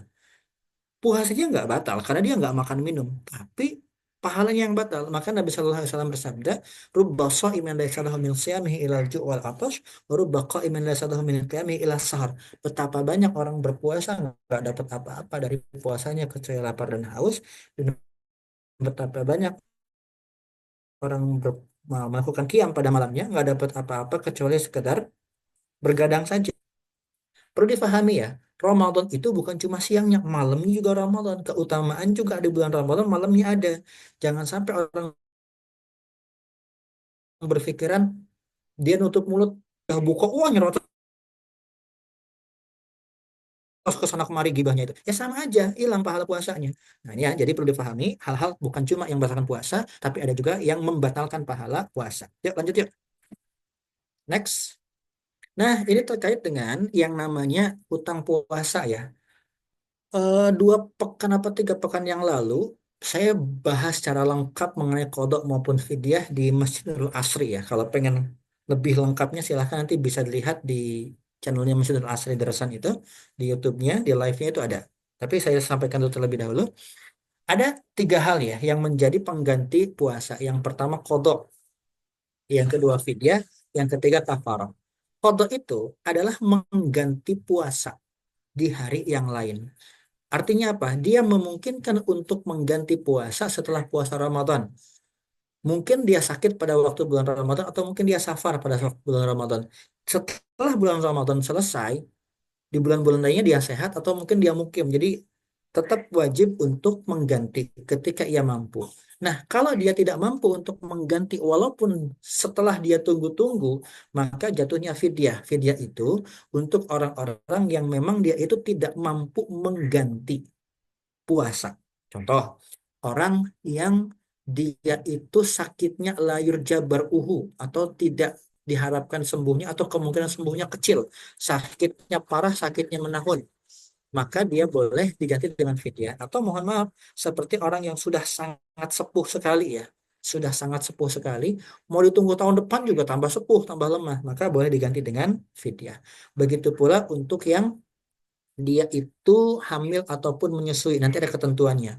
Kalau dia itu bagi ibu hamil maupun menyusui ya, kalau dia khawatir untuk dirinya saja, maka dia itu hanya wajib mengkodok tanpa fidyah.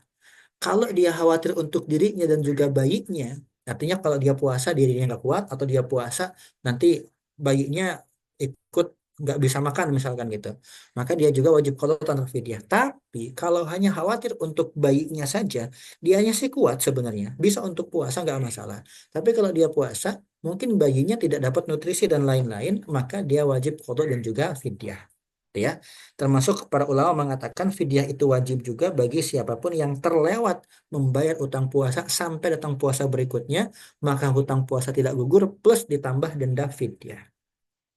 Nah, ini kalau cover ini tadi kita sampaikan denda pelanggaran ya. Dalam berpuasa atau dengan berpuasa seperti orang melanggar sumpah maka dia itu berpuasa 3 hari. Atau misalkan kafaratu zihar. Atau misalkan tadi kafaratu berhubungan suami istri, maka itu juga mewajibkan kafarat berupa puasa. Yuk lanjut. Next. Slide-nya next.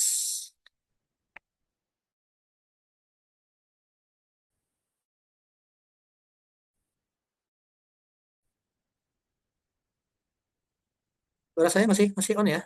Masih aman, Ustaz. Masih ya? Kodo, oke, lewat saja. Nanti kalau ditanyakan silakan. Kodo lewat. Fidyah. Nah, fidyah ini ya, fidyah ini dia ukurannya, ukuran dari fidyah ini. Mohon maaf, balik ke kodo. Saya ingin menyampaikan satu mengenai kodo. Afan, balik ke kodo ya. Kodo ini ada ketentuannya. Ketentuannya apa? Karena kodok ini wajib, maka tidak boleh dibarengkan dengan puasa wajib. Contoh, kodok Ramadan sekalian nazar, itu nggak boleh. Atau kodok Ramadan sekalian kafaroh, itu juga nggak boleh. Kodok itu sendiri, kafaroh sendiri, nazar sendiri, nggak boleh digabungin. Puasa wajib sendiri. Kecuali kalau misalkan gini, kodok plus puasa sunnah, ini mungkin boleh. Seperti kodok sekalian Senin Kamis, itu boleh. Yang nggak boleh itu puasa Ramadan tadi. Tapi kalau puasa kodok berkaitan apa digabungkan dengan puasa sunnah yang lain itu boleh, silakan. Gitu ya. Lanjut fidyah. Fidyah itu adalah pengganti kodok. Kodok itu pengganti puasa. Nggak sanggup kodok maka diganti dengan fidyah. Dan fidyah itu dihitungnya adalah Setiap 1 hari tidak berpuasa, maka diganti 1 orang miskin. 1 orang yang miskin maksudnya apa? 1 porsi makanan. Ini bisa dengan 1 porsi makanan lengkap sudah misalkan, atau berupa bahan makanan. Kalau untuk bahan makanan itu 1 orang mendapatkan 1 mud. 1 mud itu segini nih. Takarannya seperti ketika orang berdoa seperti ini namanya 1 mud. Ya, 1 mud. Ini menurut jumhur ulama. Atau kalau ditakar sekitar 0,75 kilogram. Ya, 7,5 ons, 1 mud. Jadi kalau 30 hari tidak puasa berarti kali aja 30 berapa kilo. Ini menurut jumhur ulama. Sedangkan menurut Imam Hanafi minimal 2 mud, berarti dua kali lipatnya.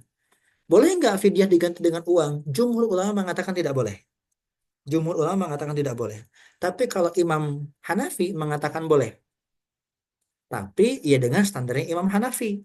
Standarnya adalah bukan 1 mud, tapi 2 mud, 2 kali lipatnya. Bahkan kalau pakai yang namanya kurma ataupun anggur itu sampai 4 mud atau 2 sok. Gitu ya. Jadi kalau mau pakai uang, silahkan pakai standarnya Imam Hanafi yang membolehkan. Itu pun minimalnya 1,5 kilo untuk ukuran beras kalau diuangkan. Ya, lanjut. Nah, untuk wanita hamil dan menyusui tadi kita sampaikan ya. Jadi kalau dia itu khawatir untuk bayinya saja, dia itu qadha plus fidyah. Tapi kalau khawatir untuk bayinya dan juga dirinya atau dirinya saja, dia cukup qadha saja tanpa fidyah. Yuk lanjut. Qadha fidyah sudah kita sampaikan tadi. Oke. Nanti silakan bisa dibaca sendiri ya. Kafarat juga sudah. Lanjut, kafarat juga sudah. Kemudian lanjut. Nah, ukuran 1 mud yang tadi saya sampaikan ya, itu segenggam apa? Bukan segenggam. Seperti takaran orang yang sedang berdoa seperti ini. Ini 1 mud hitungannya 0,75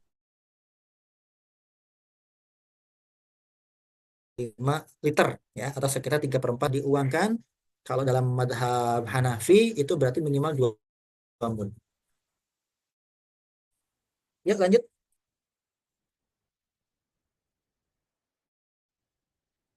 Nah, ini bagian terakhir ya. Wafat sebelum sempat mengqadha. Nanti dibagi menjadi 2 ya. Ya, yang pertama, kalau misalkan orang ini belum sempat mengqadha karena udzur syar'i, misalkan dia itu pas Ramadan haid, mau dibayar setelah Ramadan sakit terus bahkan sampai meninggal, maka kata para ulama dia tidak wajib dibayarkan dan juga tidak wajib qadha ataupun tidak wajib fidyah. Kecuali kondisi yang kedua, dia itu dalam keadaan mampu sebenarnya untuk mengqadha, tapi entar ah gitu.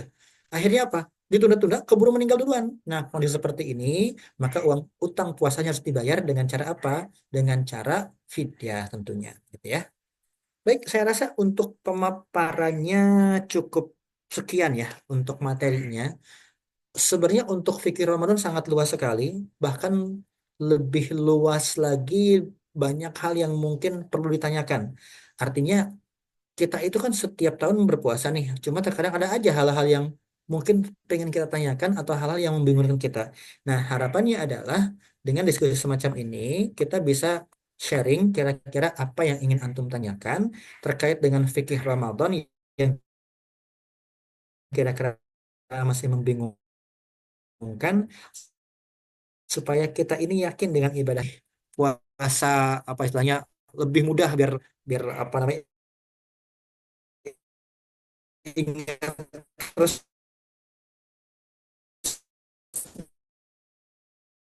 di kepala gitu ya istilahnya. Jadi karena fikih ada yang ingin bertanya atau ingin menanyakan sesuatu terkait dengan ibadah di bulan Ramadan, saya persilahkan. Baik, terima kasih Ustadz atas materi yang sangat luar biasa. Kalau boleh kita kata, materi ini daging eksklusif ya teman-teman, itu sampai di grup panitia daging semuanya. Pokoknya materi yang disajikan. Alhamdulillah kita udah mendengarkan syarat wajib puasa, syarat sah, rukun puasa, keutamaan puasa. Pokoknya makin mantap lah bekal-bekalnya. Sebenarnya setiap tahun juga biasa ya kita dengerin kajian-kajian seperti ini, tapi yang namanya kita manusia juga sering lupa ya gitu ya. Semoga dengan materi malam hari ini bisa mengingatkan kembali kita, memantapkan kembali dan mematangkan bekal-bekal kita untuk menyambut bulan suci Ramadan dan menjalankan berbagai macam ibadah di dalamnya. Baik teman-teman, tentunya di sini teman-teman masih sangat penasaran, pengen diskusi, pengen langsung tanya ke Ustadz, boleh banget mengajukan pertanyaan, boleh langsung open mic atau yang resen silakan nanti open mic atau kalau malu-malu bisa langsung ditulis di kolom chat. Silakan ya teman-teman kita buka pertanyaan 3 pertanyaan ya. Karena waktunya juga maka kita batasi untuk pertanyaan berikutnya nanti mungkin boleh ya Ustadz ya teman-teman kalau misal Boleh, boleh. ini nanti diteruskan oleh panitia ya Ustadz ya. Ya. Silakan teman-teman, monggo kalau misalnya ada yang pengen didiskusikan. Open mic boleh banget biar lebih akrab dengan Ustadz juga ya.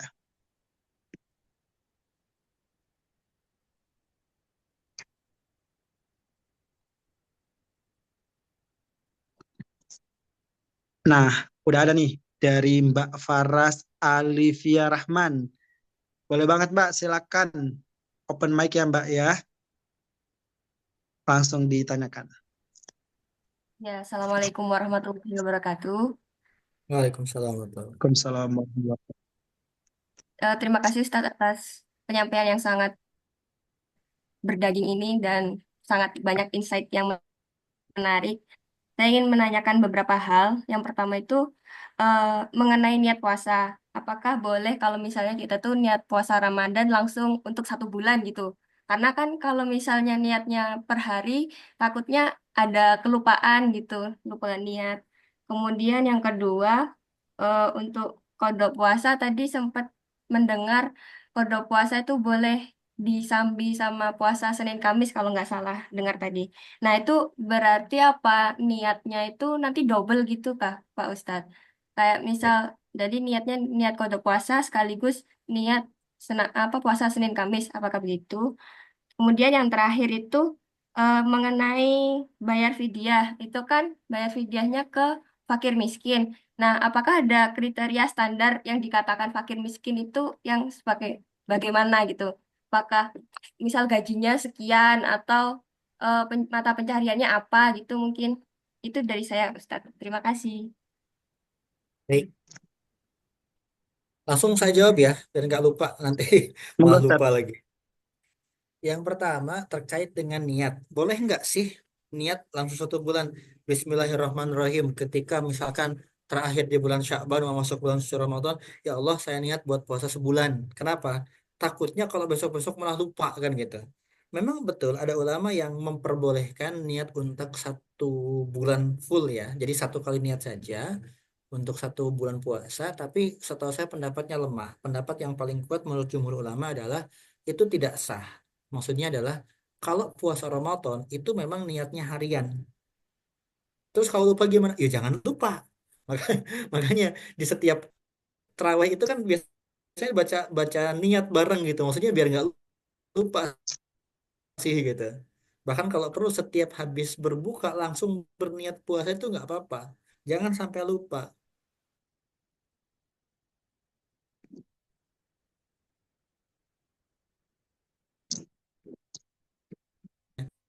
Karena niatnya pun cuma sekali. Makanya niatnya itu harian, setiap hari dibedakan, pengaruh kepada puasa hari-hari yang lain gitu loh. Makanya memang untuk puasa niatnya itu lebih baik untuk setiap hari 1 kali, yang pasti sebelum subuh. Saling mengingatkan. Yang kedua terkait dengan apa tadi? Apa sih yang kedua? Niat puasa Ustadz yang ini apa namanya tadi kode puasa pada saat Senin Kamis Oh, itu apakah niatnya di udah double puasa atau ya gimana? gini. Prinsipnya gampangnya seperti ini ya. Amal wajib tidak bisa digabungkan dengan amal wajib. Sholat zuhur gabung asar tuh nggak boleh. Jamak boleh, cuma kalau dilebur nggak boleh. Jelas. Puasa juga sama. Puasa wajib sama puasa wajib nggak boleh. Kafarot sama kodok nggak boleh. Kodok sama nazar nggak boleh. Apalagi puasa kodok di bulan Ramadan. Enak aja gitu. Kortingnya banyak banget. Tapi kalau digabungkan dengan puasa sunnah itu boleh. Contoh misalkan, ah puasa kodok sekalian Senin Kamis boleh nggak? Boleh. Jadi yang wajib digabungkan dengan sunnah itu boleh. Niatnya gimana? Niatnya saya berniat kodok puasa sekaligus niatnya apa namanya Senin Kamis boleh. Jadi niatnya dua tapi amalnya satu. Tapi ingat intinya di kodok puasanya. Jadi Senin Kamis tuh ngikutin. Ya, Senin Kamis ngikutin karena niat intinya dari qada puasanya. Itu boleh seperti itu. Atau misalkan niat qada puasa sekalian puasa Arafah, misalkan boleh nggak boleh kalau seperti itu. Tapi niat intinya di qadanya, qada puasanya itu. Artinya apa? Karena niatnya qada maka tidak boleh dibatalkan tanpa ada uzur syar'i. Beda dengan puasa sunnah ya. Kalau puasa sunnah mau dibatalkan juga nggak jadi masalah, silakan. Wong sunnah kok, nggak puasa pun nggak apa-apa. Cuma kalau sudah jadi kodok Ramadan, maka statusnya seperti Ramadan. Tidak boleh dibatalkan begitu saja, niatnya pun harus dari awal sebelum subuh gitu. Ini kalau misalkan kodok Ramadan. Kemudian untuk fidyah ya, untuk fidyah itu memang diberikan kepada orang miskin. Terus boleh nggak kita ngasih langsung? Boleh, silahkan. Terus kriteria fakir miskin itu seperti apa? Kalau dalam agama sih fakir miskin itu seperti ini. Miskin itu orang yang dia itu punya penghasilan tapi nggak cukup untuk kebutuhan sehari-hari. Kalau fakir sama sekali nggak punya penghasilan, gampangnya seperti itu. Tapi kalau di kita mungkin untuk ukuran seperti itu sangat sulit ya untuk mencari tahunya. Kalau bahasa kita ta'rifuhum bisimahum, kelihatan lah misalkan gitu. Dia tuh kondisinya seperti apa, membutuhkan seperti apa. Maka kita sudah dikategorikan sebagai miskin. Saya ragu Ustaz, dia tampangnya sih miskin, jangan-jangan orang kaya. Kalau ragu ngasih sendiri, udah kasih aja ke lembaga amil zakat yang menyalurkan fidyah, insya Allah tepat sasaran karena mereka sudah punya datanya, mereka sudah punya orang-orang sasarannya. Jadi tinggal kita kasih saja ke lembaga amil zakat tersebut biar mereka yang bagiin, gampang. Tapi kan saya pengen ngasih langsung, ya silakan asal tepat sasaran. Jangan sampai orang kaya kita kasih karena tidak sesuai peruntukannya. Seperti itu ya. Ada lagi? Tadi pertanyaan Tadi yang ketiga Mbak Ustadz. siapa namanya? Mbak Alivia Rahman ya. Namanya sama banget. Apa hubungan orang tua kita ini? Nggak ngerti saya ini. Terima kasih Ustadz. Apaan? Silakan yang lain kalau ada. Baik, terima kasih Mbak Faras ya. Kita beralih ke pertanyaan berikutnya di kolom chat Ustadz. Atas Oke. nama Mas Fahmi Miftahul. Ustadz, Mhm. bagaimana semisal ada orang yang selama hidupnya tidak pernah berpuasa, namun sewaktu-waktu dirinya bertaubat, apakah dirinya harus mengkodok puasanya itu, ataukah hanya cukup dengan bertaubat? Baik. Kalau kata jumhur ulama, dia itu harus mengganti kodok puasanya. Artinya harus mengganti selama yang dia tinggalkan. Sebisanya. Ya. Sebisanya. Plus wajib fidyah. Kalau dia ingat berapanya. Misalkan gitu. Itu menurut jumhur ulama. Tapi kalau nggak salah menurut ulama Syafi'iyah, dia itu bisa memilih antara kodok ataukah fidyah. Misalkan mohon maaf ya. 3 tahun dia nggak pernah puasa. Maka dia milih untuk mengkodok 3 tahun tersebut. Atau 3 bulan berarti ya totalnya. Atau dia itu mengganti dengan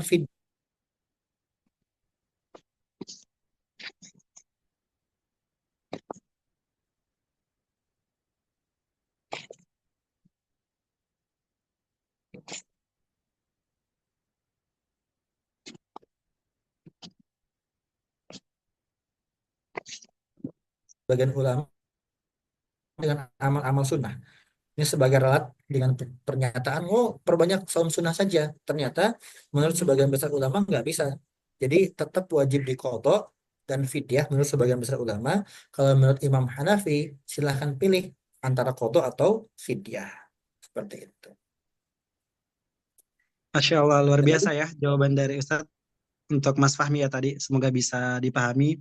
Karena kita juga dibatasi waktu ya Ustadz ya. Dari panitia juga cuma mempersilakan 3 orang pertanyaan. Ini benar-benar ini ya membuat teman-teman penasaran dan udah banyak juga pertanyaan yang masuk di kolom chat. Itu yang terakhir kita persilakan ke Mas Ahmad Saiful Asnawi. Boleh langsung open mic Mas. Baik, terima kasih untuk Mas Safrin sebagai MC. Ustaz, ini ada 3 pertanyaan nih. Pertama, eh, kemarin kan di bulan Sya'ban banyak nih orang-orang puasa nisfu Sya'ban. Sebenarnya ada puasa nisfu Sya'ban atau itu kita niatkan puasa Ayyamul Bid. Itu yang pertama, Ustaz. Ya. Kemudian yang kedua, masalah yang membatalkan pahala puasa. Contohnya kita mencium istri, umpamanya kita bercanda gitu, mencium istri, eh, ya tanpa sadar sedikit ada syahwat naik gitu, Ustaz. Nah, itu membatalkan pahala puasa atau tidak, Ustaz? Gimana itu, Ustaz? Baik. Satu lagi, yang terakhir, masalah fidyah, Ustaz.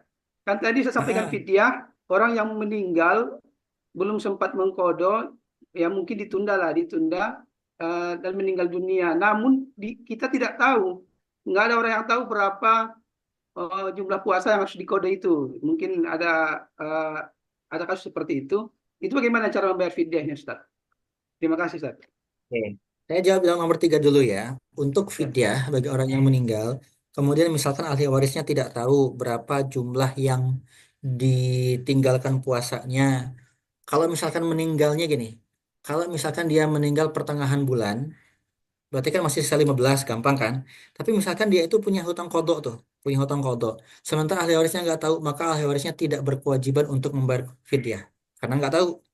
Tapi kalau misalkan bisa mengira-ngira, kayaknya bapak atau almarhum bapak kemarin nggak puasa 10 hari. Ya berarti 10 hari itu yang dikira-kira. Ambil jumlah yang kira-kira paling banyak lah. Antara 9 apa 10 ya 10 lah gitu. Itu untuk masalah kodoknya. Kalau nggak tahu ya gimana orang nggak tahu gitu. Kalau tahu tapi ragu. Tadi yang kedua dulu. Apa tadi yang kedua?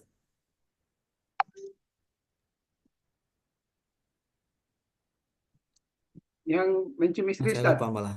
Mencium istri, Mencium Ustaz, istri. tadi. Dengan sengaja. Oh, mencium istri, baik. Kalau Tapi mencium awalnya istri ada nggak, syahwatnya, batal nggak ya, puasanya? ya Mencium betul. istri, ya. Nah, mencium istri ketika puasa ada syahwatnya, itu batal pahala puasanya. Kalau yang dicium istri orang lain, ya.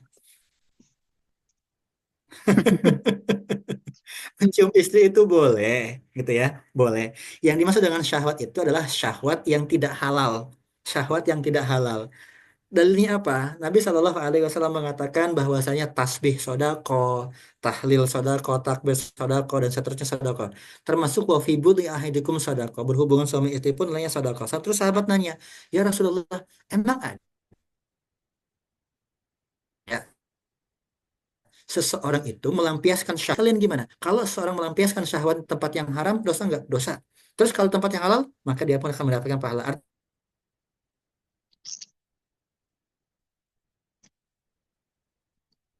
Gitu. Tapi jangan sampai, mohon maaf, jangan sampai berlebihan. Jangan sampai berlebihan gitu loh. Jadi termasuk menahan hawa nafsu itu ya bukan cuma nafsu kepada orang lain ya, tapi juga nafsu terhadap yang halal juga. Jangan sampai berlebihan. Halal tapi jangan berlebihan gitu loh.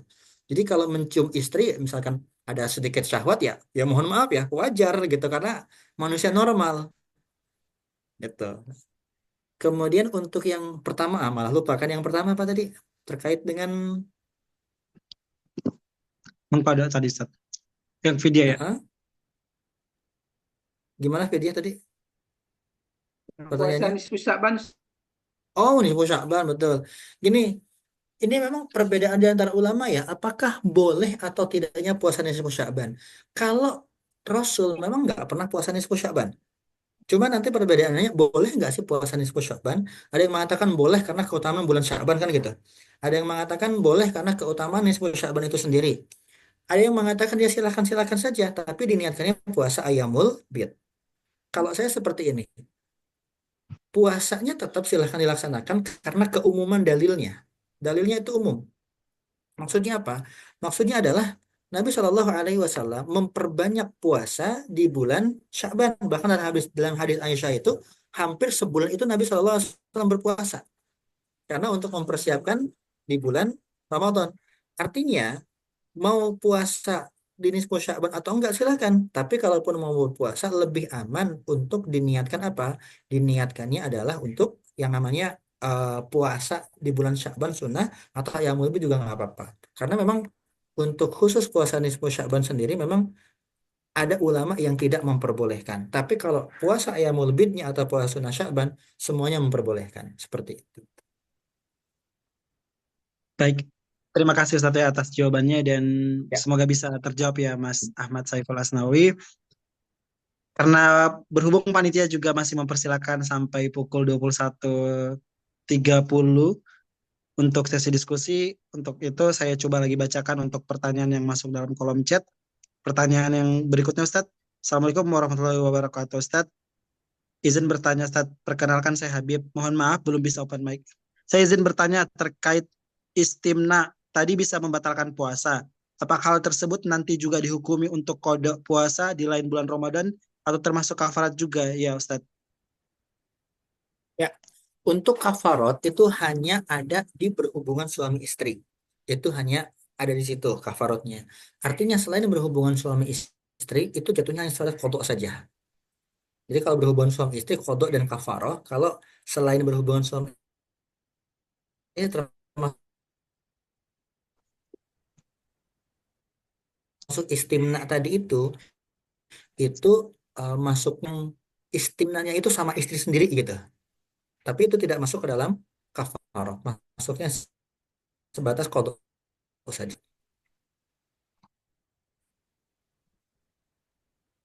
Baik, Ada lagi? untuk pertanyaan berikutnya Ustadz, ini dari Mbak Siti Mesaro. Assalamualaikum Ustadz. Izin bertanya Ustadz, sekarang kan banyak fenomena orang Islam pacaran. Kalau punya hubungan pacaran terus puasa itu bagaimana Ustadz hukumnya? Baik. Nabi Shallallahu Alaihi Wasallam bersabda, "Malam tanhahu saumuhu anil fahsya'i wal malam tanhahu saumuhu anil qawli zur, fala hajata lillahi fi an yada'a min siyamihi wa ta'amihi wa syarabihi." Kalau puasanya itu tidak menghindarkan dia dari kata-kata buruk atau dari perbuatan-perbuatan maksiat, maka Allah tidak butuh akan puasanya, tidak butuh dari dia menahan lapar maupun hausnya. Maksudnya apa? Nah itu tadi syah ya. Jadi gini, dosa itu ada dua. Inna sholata tanha anil fahsya'i wal munkar. Dosa itu ada dua. Ada yang namanya fahisyah, ada yang namanya mungkarat.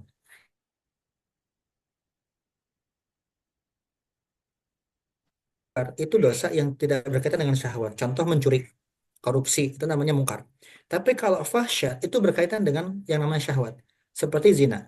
Wala taqrabu zina innahu kana fahisyatan wa maqtan wa sa'a sabila. Atau wala taqrabu zina.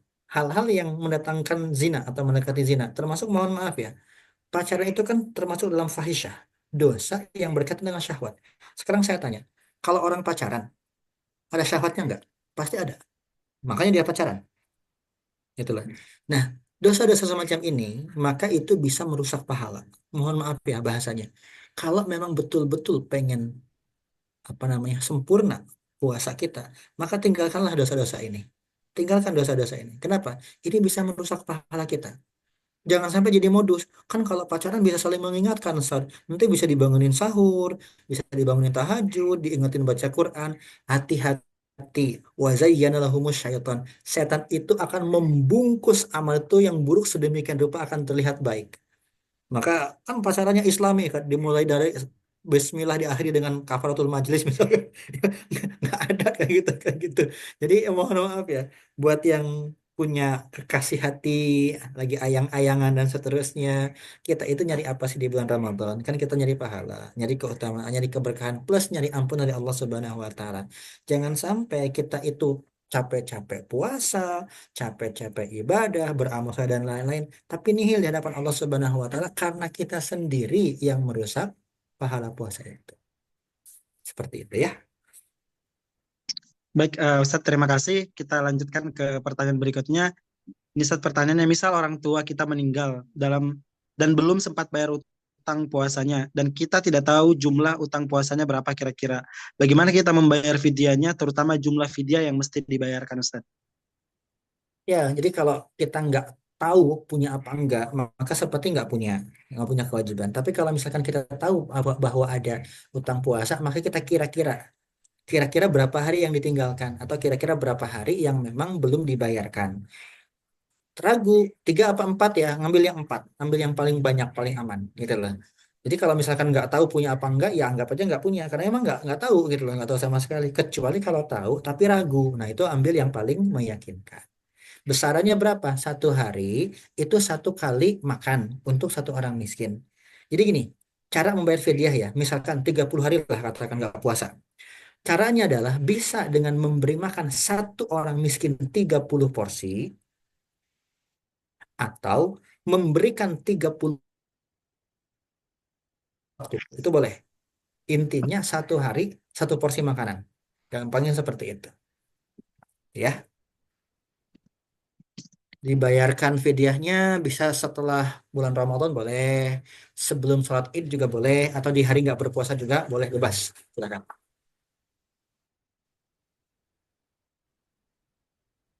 Ada lagi? Baik Ustadz, selanjutnya pertanyaan berikutnya dari Mbak Dewi Aprilia. Apakah hukum seseorang yang belum sempat mengqada puasanya sampai tiba bulan Ramadan, kemudian apakah berniat dalam hati dan diucapkan keduanya diperbolehkan ketika sahur? Yang ketiga, apakah hukum seseorang yang malas bangun sahur dan lebih memilih sahur lebih awal, contohnya sebelum tidur beliau sahur dulu, dan ketika terbangun lagi tetap tidak melaksanakan sahur karena mengantuk, malas, dan lain sebagainya. Baik, sahur itu perkara sunnah. Nggak sahur pun nggak jadi masalah. Bahasanya seperti itu ya. Nggak sahur pun nggak jadi masalah. Yang penting puasa. Karena banyak orang sahur tapi tetap nggak puasa. Sahur sih sahur, sarapannya iya gitu lah. Jadi misalnya kata, duh nanti kalau bangun sahur ngantuk nih, udah sahur malam-malam aja deh misalkan gitu. Nggak apa-apa, silahkan sahur malam-malam nggak apa-apa. Ya, yang penting puasanya kuat. Kemudian yang tadi kodok itu kalau belum sempat kodok sampai Ramadan berikutnya bagaimana? Tidak gugur kewajibannya, direpel. Maksud direpel itu yang kemarin di tahun berikutnya juga tetap wajib puasa. Plus tambahannya kewajiban fidyah, dendanya gitu. Jadi selain puasanya kodoknya nggak gugur, plus ditambah dengan kewajiban fidyah. Ada lagi Baik, yang belum Ustadz. kejawab? Mantap, makin mantap ya. Makin panas ini ya pesertanya Ustadz bertanya. Sampai berbusa juga mulut kita membaca pertanyaannya Ustadz ya. Ini izin bertanya Ustadz. Kalau sedang melakukan perjalanan jauh yang membutuhkan waktu lama kurang lebih 15 jam, maka waktu berpuasanya bagaimana ya?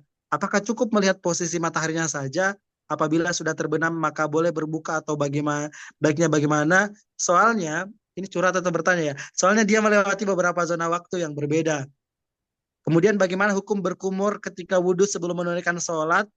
Soalnya seringkali merasa ada air sisa kumur dan takut tertelan, Ustadz. Kalau kumurnya nggak sengaja ketelan, nggak sengaja loh ya, itu nggak batal puasanya. Kecuali antum kumur-kumur 3 kali nggak ada yang keluar lagi airnya, nah, itu batal puasanya.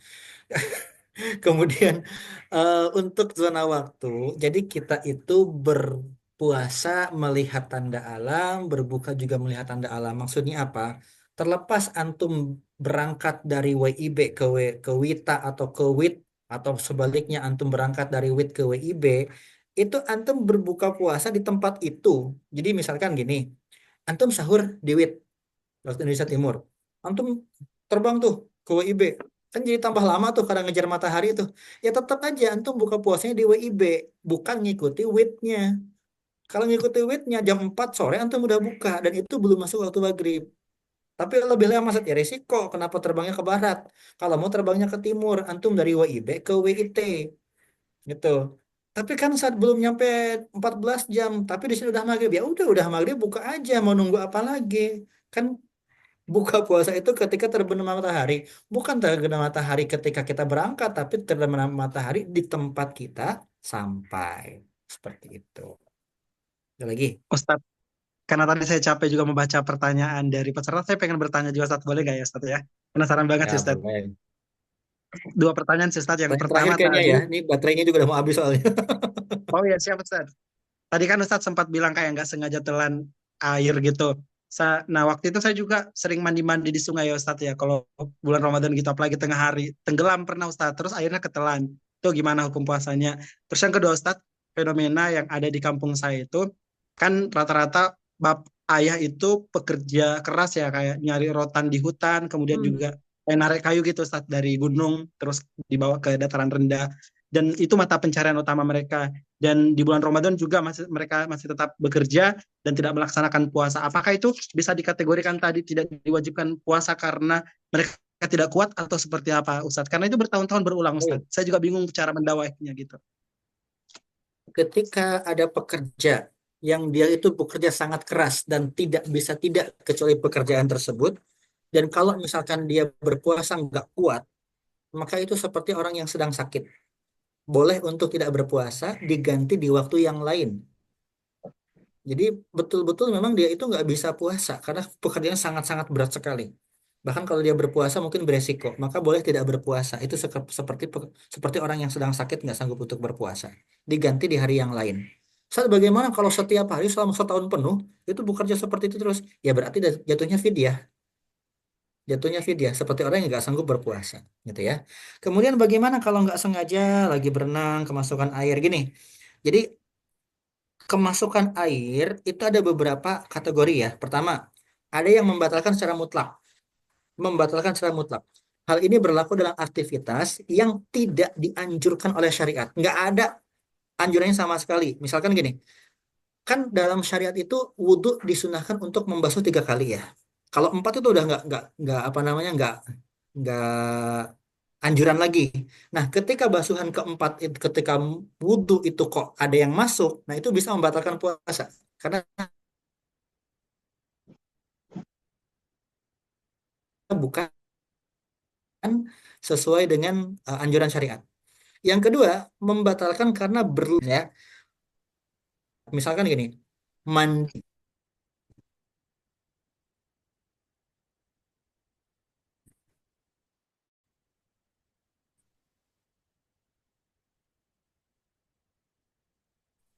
mandi junub itu kan dianjurkan dalam syariat atau mandi sunnah ke dalam mulut misalkan gitu. Nah, itu betul membatalkan puasa.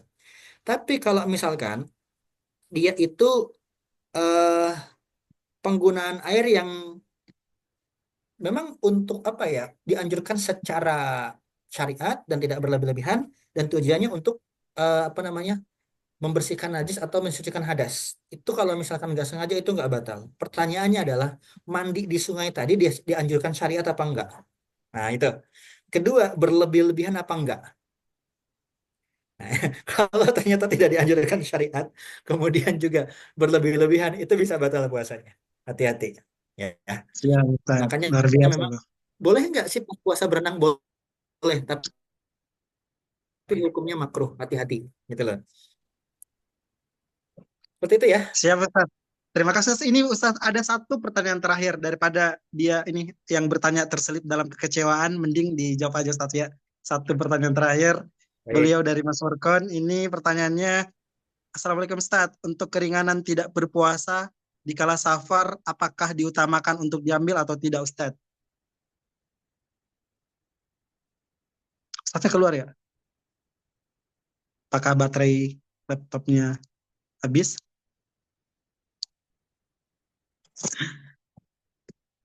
Teman-teman pada antusias banget soalnya ini luar biasa. Sampai baterai HP laptopnya Ustaz juga.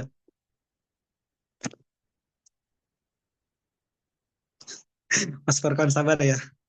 Nanti dijawab kok. Insya Allah kalau misalnya memang beliau udah nggak bisa gabung, nanti akan dijawab pertanyaannya. Nanti bakalan dikirimkan pertanyaannya oleh panitia yang keren-keren. Maaf tadi mati baterainya. Apa pertanyaannya nih? Siap, Ustaz. Soal pertanyaannya tadi itu untuk keringanan tidak berpuasa di kala safar gitu. Tidak berpuasa saat safar apakah diutamakan untuk diambil atau tidak, Ustaz? Ya, jadi gini. Rukhsah itu ada beberapa macam, di antaranya adalah khilaful aula. Maksudnya adalah rukhsah itu boleh diambil, tapi ketika mengambil yang sebaliknya tidak mengambil rukhsah itu lebih utama. Termasuk di antaranya safar tadi itu. Kalau safar ada kata-kata wa antasumu khairul lakum. Untuk tidak batal atau untuk tetap berpuasa tidak mengambil rukhsah itu khairul lakum, lebih baik.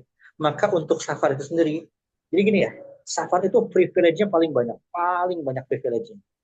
Bahkan dibandingkan orang sakit ya, safar itu paling banyak. Orang sakit itu nggak boleh kosor sholat loh, safar itu boleh loh.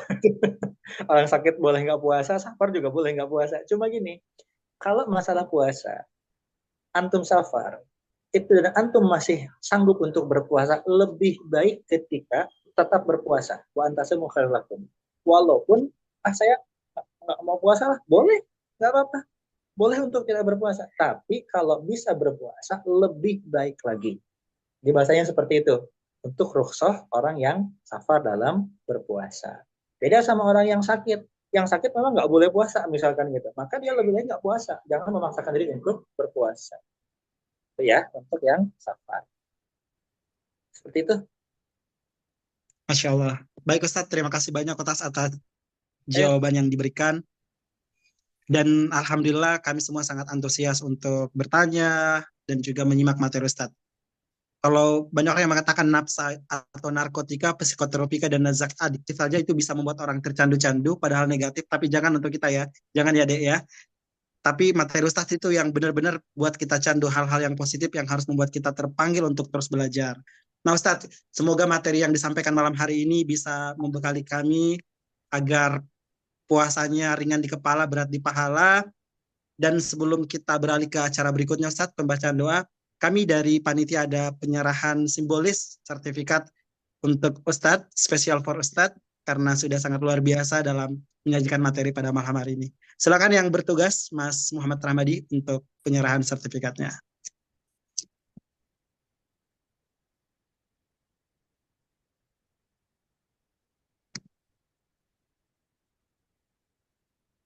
Masih di mute itu. Mas, udah bisa untuk sertifikatnya?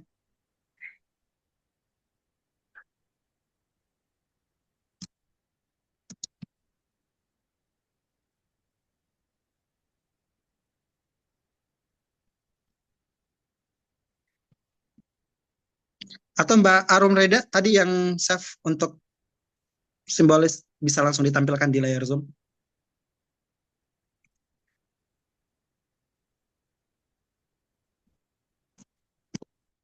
Oke, ini ya untuk terima kasih Ustadz, kami dari panitia mengucapkan terima kasih banyak sudah berkenan meluangkan waktunya untuk mengisi kajian Ramadan Series dari Himpas UGM.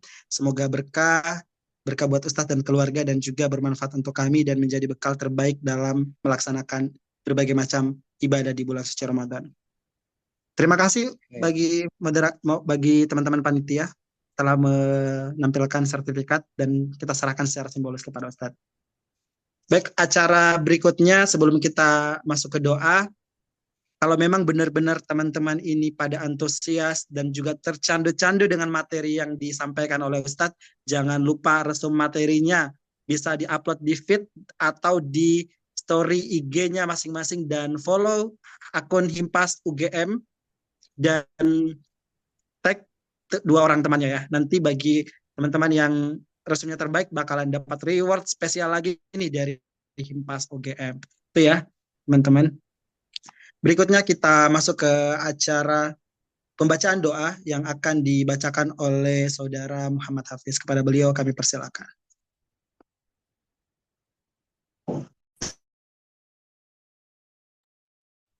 Ya, cek. Bismillahirrahmanirrahim. Assalamualaikum warahmatullahi wabarakatuh. Ya, marilah sejenak kita untuk menengadahkan tangan, merendahkan hati kita dan bermunajat kepada Allah Subhanahu wa taala. Na'udzubillahi minasyaitonir rajim. Bismillahirrahmanirrahim.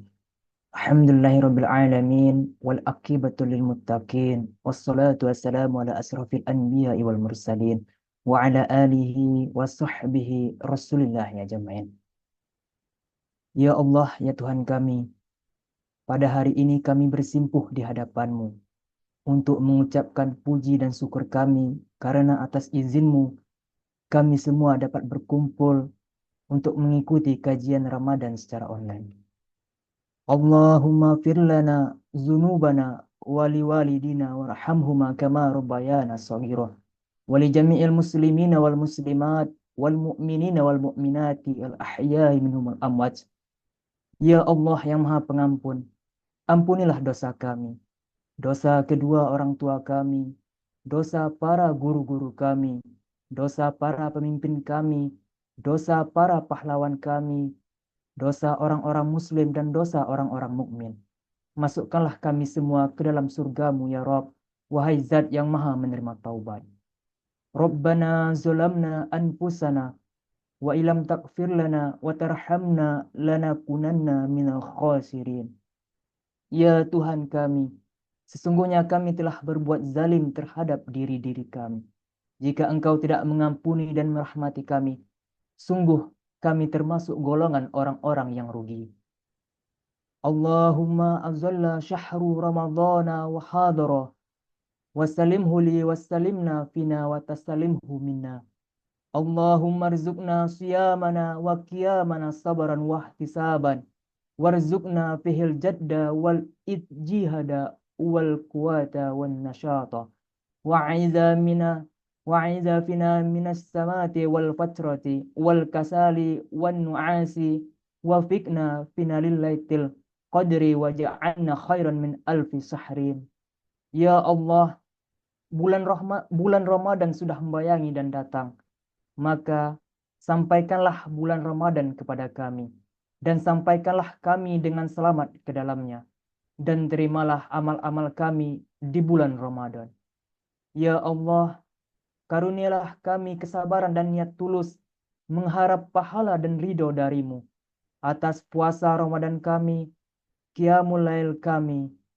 Karunialah kami dalam bulan Ramadan kesungguhan hati, ketekunan, dan kekuatan. Ya Allah, lindungilah kami dalam bulan Ramadan dari kebosanan, lemah lesu, kemalasan, dan lemas, atau banyaknya kantuk. Ya Allah, sukseskanlah kami dalam mendapat Lailatul Qadar di bulan Ramadan ini, dan jadikanlah pahala serta kebaikannya lebih baik dari 1000 bulan. Allahumma innaka ta'lamu anna hazil qulub ijtama'at ala mahabbatik waltaqat ala ta'atik wa tawahadas ala da'watik wa ta'ahadas ala nusrati syari'atik wa wathiqillahumma rabidataha wa addim muddaha wahdiha subulaha wamla'ha binurika alladhi la yakhbu wasyarah sudurha bifaidil imani bik wa jamili tawakkuli alaik wa ahyiha bima'rifatik wa amita ala syahadati fi sabilik innaka ni'mal mawla wa ni'man nasyir. Rabbana atina fid dunya hasanah wa fil akhirati hasanah wa qina adzaban nar. Subhana rabbika rabbil izzati amma yasifun wassalamun alal mursalin walhamdulillahi rabbil alamin. Assalamualaikum warahmatullahi wabarakatuh. Waalaikumsalam warahmatullahi wabarakatuh. Amin ya rabbal alamin. Baik, teman-teman semua, alhamdulillah kita sudah menyelesaikan rangkaian kegiatan pada malam hari ini. Dan sebelum itu tentunya hal yang tidak kalah penting juga yaitu foto bersama atau dokumentasi ya. Dokumentasi nanti kita persilakan kepada yang bertugas untuk dokumentasi. Screenshot ya nanti untuk dokumentasi malam hari ini. Buat kebutuhan story teman-teman di WA, di Instagram, atau di berbagai sosial medianya. Boleh Mas, siapa tadi? Mas Ramadi ya? Ya Mas. Ya. Dihitung aja Mas, kalau udah siap. Oke. Silakan on cam ya teman-teman semua. Ya, ini ada 3 slide. Kita mulai dari slide pertama. Boleh untuk on cam-nya teman-teman? Oke, hitungan 3. 1, 2, 3. Oke. Ya, untuk slide selanjutnya. Untuk slide kedua. 1, 2, 3. Oke, untuk slide terakhir. Ya, 1, 2, 3.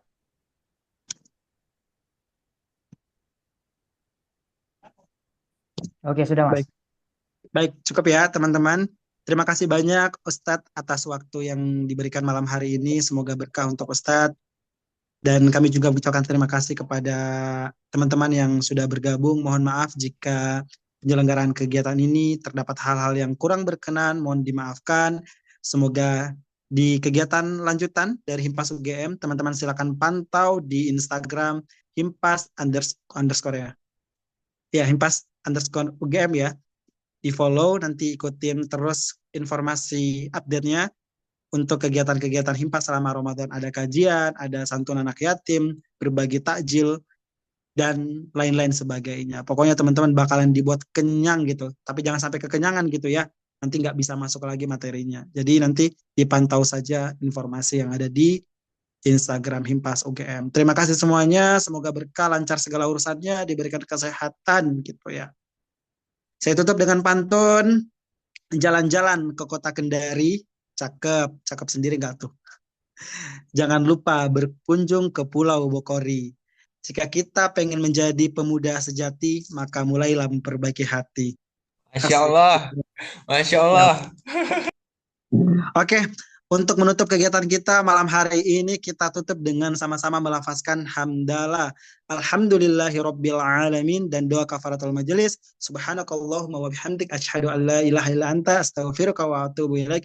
Assalamualaikum warahmatullahi wabarakatuh. Sampai jumpa di kegiatan-kegiatan lanjutan dari Himpas ya teman-teman. Jangan bosan-bosan pokoknya. Waalaikumsalam Silakan warahmatullahi live teman-teman, kalau panitia, kalau ada evaluasi, stay dulu ya. Soalnya saya Waalaikumsalam belum. wabarakatuh. Teman-teman panitia kalau misalnya ada evaluasi atau apa silakan ya. Ada aja teman-teman yang peserta kalau mau live silakan gitu. Gimana Mas Anafis, mau lanjut nggak tuh? Boleh, Mas. Panitia stay dulu ya. Gimana caranya?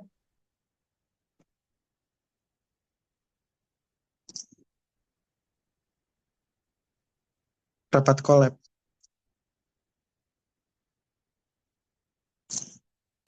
Oke?